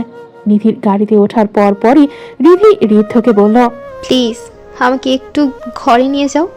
রিধির কষ্ট হচ্ছে ভেবেও রিধিকে কোলে করে ঘরে নিয়ে যেতে লাগলো, যেটা হিয়ার চোখে বাঁধলো। হিয়া আর আয়াসও ওর পেছন পেছন ভেতরে গেল। রিধিকে ঘরে শুইয়ে দিল ঋদ্ধ। রিধিকে দেখে ওর একদম ভালো লাগছে না। ও দ্রুত ঔষধ বের করে খেতে দিল রিধিকে। রিধি সেই ঔষধ না খেয়ে বলল, ঋদ্ধ, মাকে একটু ডাকো, আমি দেখতে চাই তাকে। ওর এমন কথা হিয়া ভ্রু কুচকে বলল, তোমার কি কোথাও কষ্ট হচ্ছে আপু? রিধি হিয়ার দিকে ফিরে বলল, হিয়া, আমাকে ক্ষমা করে দিস, তুই মাফ না করলে আমি শান্তি পাবো না। আয়াস অবাক হলো। ও রুইয়াসকে কল করে সবাইকে ওপরে নিয়ে আসতে বলল। রিধি ঋদ্ধর দিকে তাকিয়ে বলল, পৃথিবীর সবচেয়ে সুন্দর দৃশ্য হচ্ছে ছেলেদের কান্না, যা দেখার সৌভাগ্য সব নারীর হয় না, কিন্তু আমার সেই সৌভাগ্য হয়েছে। আমার জন্য দিনের পর দিন তোমার কান্না আমাকে সৌভাগ্যবতী করেছে। আমি খুব সৌভাগ্যবতী, তুমি আমাকে অনেক ভালোবাসো। নিচে থেকে সবাই ওপরে এসে গেছে। রাবেয়া রুহুর রিধিকে ধরে কি হয়েছে জানতে চাইছে। রিধি কোনো উত্তর না দিয়ে ঋদ্ধর হাত ধরে বলল, আমি তোমাকে কখনো জানাইনি ঋদ্ধ, কিন্তু আজ জানাচ্ছি, আমি তোমাকে 11 বছর ধরে ভালোবাসি ঋদ্ধ। তুমি যেদিন আমাকে পুকুর থেকে তুলেছিলে, আমি সেই দিন থেকে তোমাকে ভালোবাসি ঋদ্ধ। তোমাকে পাওয়ার জন্য আমি কত তাহাজ্জুদ পড়েছি তার হিসেব আমার কাছে নেই। আমার প্রত্যেকটা রাতের কান্নার ফল তুমি। আমি শেষ অবধি তোমার সাথে থাকতে চেয়েছি ঋদ্ধ। আমার ইচ্ছা আল্লাহ পূরণ করেছে। আমার থেকে ভালো কাউকে পেলে আমাকে ভুলে যাও, সবাই ভালো ডিজার্ভ করে, তুমি কেন করবে না? রিধির কথায় ঋদ্ধ কাঁপা কণ্ঠে বলল, কিসব বলছো রিধি, তুমি কিচ্ছু হবে না তোমার। তোমার বুকে একটু আমাকে নিবে ঋদ্ধ, আর যদি জেগে উঠি এভাবেই বুকে রেখো, আর না উঠলে নিজের হাতে দাফন করো। শেষবার হলো আমাকে বুকে রেখো ঋদ্ধ। রিধি করুণ চোখে তাকালো ঋদ্ধর দিকে, শক্ত করে হাত ধরে বলল। ঋদ্ধ আর কিছু বলতে না দিয়ে রিধিকে বুকের মাঝে জড়িয়ে ধরল। আয়াস ওকে বলল, ওকে মরে যাওয়ার জন্য এখনো রেখে দিচ্ছ নাকি? দ্রুত হসপিটালে নাও। আয়াসের কথায় ঋদ্ধ দ্রুত রিধিকে করে নিল। দ্রুত পায়ে সিঁড়ি বেয়ে নিচে নামতে লাগলো। রিধি তখনও ঋদ্ধর বুকে মাথা চেপে ওর দিকে তাকিয়ে আছে। রিধি ঋদ্ধকে বলল, নিজের খেয়াল রেখো, সবাই কিন্তু আমার মতো তোমাকে স্বার্থ ছাড়া ভালোবাসবে না। আমি তোমার জন্য অপেক্ষা করব, কথা দাও ততদিন অবধি তুমি নিজেকে ভালো রাখবে, কথা দাও আমাকে। ঋদ্ধ মেইন গেট পর্যন্ত যেয়েই থেমে গেল। চোখ মুখে অবিশ্বাস নিয়ে ওর বুকে মাথা রাখা রিধির দিকে তাকিয়ে আছে। ক্রিস্টিয়ান ওকে থামতে দেখে বলল, তুমি থামলে কেন? অথচ ঋদ্ধ কিছু বলল না। ওকে এভাবে দাঁড়িয়ে থাকতে দেখে স্নিগ্ধ এসে রিধির গলায় আঙুল দিয়ে দেখতে লাগলো। স্নিগ্ধ রিধির গলা থেকে হাত নামিয়ে ফেললো, যেটা থেকে রাবেয়া এগিয়ে এসে ওকে বলল, স্নিগ্ধ বাবা, কি হলো বল, কি হলো? সবার বুকে এক অজানা ভয় জেগে বসলো। স্নিগ্ধ অশ্রুসিক্ত চোখে রাবেয়ার দিকে তাকিয়ে বলল, আপু আর নেই ছোট মা। শোনা মাত্রই অচেতন হয়ে পড়ে গেল রাবেয়া। হিয়া অবিশ্বাস্য চোখে রিধির দিকে তাকিয়ে আছে। চোখের সামনে রিধির সাথে কাটানো সময়ের কথা মনে পড়ল। বারবার কানে ভাসছে রিধির বলা কথা। আমাকে ক্ষমা করিস হিয়া। হিয়ার কাছে দ্রুত পায়ে এগিয়ে গেল আয়াস। মুহূর্তের মাঝে বিয়ে বাড়ির খুশি আনন্দ কান্নায় পরিণত হলো। ঋদ্ধ তখনও রিধির নিথর দেহটা নিজের বুকের সাথে চেপে বলল, আমাদের তো এত তাড়াতাড়ি বিচ্ছেদ হওয়ার কথা ছিল না। রুহির হৃদয় থেকে রিধিকে ছাড়িয়ে জড়িয়ে ধরে কাঁদলেন। হিমা তখনও অবাক হয়ে দাঁড়িয়ে আছে। এসব যেন বিশ্বাস হচ্ছে না, যেন কোনো দুঃস্বপ্ন দেখছেন। রোকসানা রিধিকে ধরে চুমু খেতে লাগলেন। ঋদ্ধ আচমকা হাঁটু গেড়ে বসে পড়ল। তীব্র এক আর্তনাদ করে উঠল। ঋষভ ক্যালভিন এগিয়ে ওকে শান্ত হতে বলল, কিন্তু ঋদ্ধ থামল না। একের পর এক আর্তনাদ করে উঠছে না। রিধির কাছে যেয়ে বলল, তুমি এমন স্বার্থপরের মতো করতে পারো না রিধি। তাকাও আমার দিকে, তাকাও। কথা দিয়েছিলে আজীবন আমার সাথে থাকবে, কোনো কিছু আমার থেকে তোমাকে আলাদা করতে পারবে না। আমরা তো কথা দিয়েছিলাম কোনো কিছু আমাদের মাঝে দূরত্ব তৈরি করতে পারবে না। তাহলে আজ তুমি কেন দূরত্ব তৈরি করছো? এই রিধি তাকাও না, এই রিধি প্লিজ তাকাও। আমি কিভাবে তোমাকে ছেড়ে বাঁচবো? এই রিধি। রিধি শক্ত করে জড়িয়ে ধরল রিধিকে নিজের বুকের সাথে। সফেদ পাঞ্জাবি পায়জামা পরে দাঁড়িয়ে আছে ঋদ্ধ। সামনে এক দৃষ্টিতে তাকিয়ে আছে ও। একটা রিধার কবর আর একটা রিধির। ঋদ্ধ প্রত্যেক দিন এসে কবর জিয়ারত করে যায়। এই 6 বছরে একবারও ও আসেনি এমন হয়নি। ঋদ্ধ রাস্তায় জুতা খুলে এগিয়ে গেল রিধি আর রিধার কবরের কাছে। হাঁটু গেড়ে বসে চুমু খেলে মাটিতে হাত বুলিয়েই বলল, তুমি আসলেই স্বার্থপর রিধি, শুধু নিজের চিন্তা করেছো। আমি তোমাকে ছাড়া কিভাবে থাকবো ভেবেছো?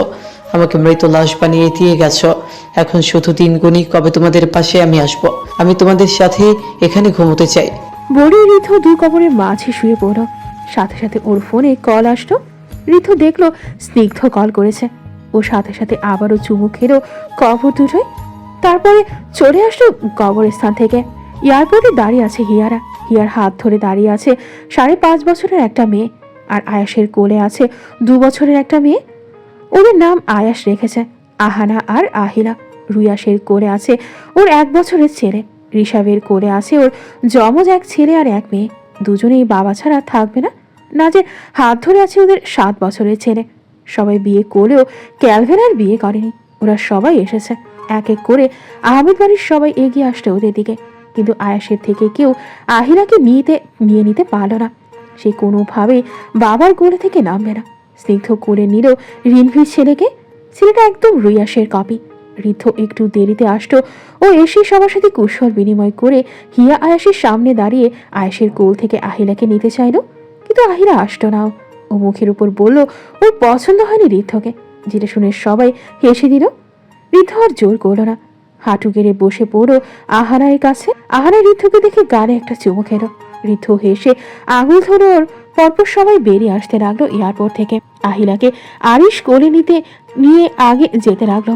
আয়াস হিয়ার হাতে ধরে এগিয়ে যেতে লাগলো। ওই হিয়ার হাতে চুমু খেয়ে বলল, ভালোবাসি হিয়া, ভালোবাসি আমার সন্তানদের মাকে। হিয়া হেসে বলল, আজ থেকে 8 বছর আগে এই দিনে কষ্ট নিয়ে এই দেশ ছেড়েছিলাম আমি, ভালোবাসাকে ধোঁকা পেয়ে। আর আজ 8 বছর পর আবার এই দেশে আসলাম সেই একই তারিখে, সাথে আমার ভালোবাসা নিয়ে, সন্তান নিয়ে। এই যে আমাকে কষ্ট দেয়নি, আমাকে সুযোগ দিয়েছিল আবার জীবনটা সাজিয়ে নেওয়ার জন্য। সবশেষ ধন্যবাদ এই দেশটাকে, আর ধন্যবাদ তোমাকে আমাকে এত ভালোবাসার জন্য। হিয়া দাঁড়িয়ে আয়াসের চোখে চোখ রেখে হেসে বলল, ভালোবাসি আমার কুমির, তোমাকে আমি খুব খুব খুব ভালোবাসি। সমাপ্ত।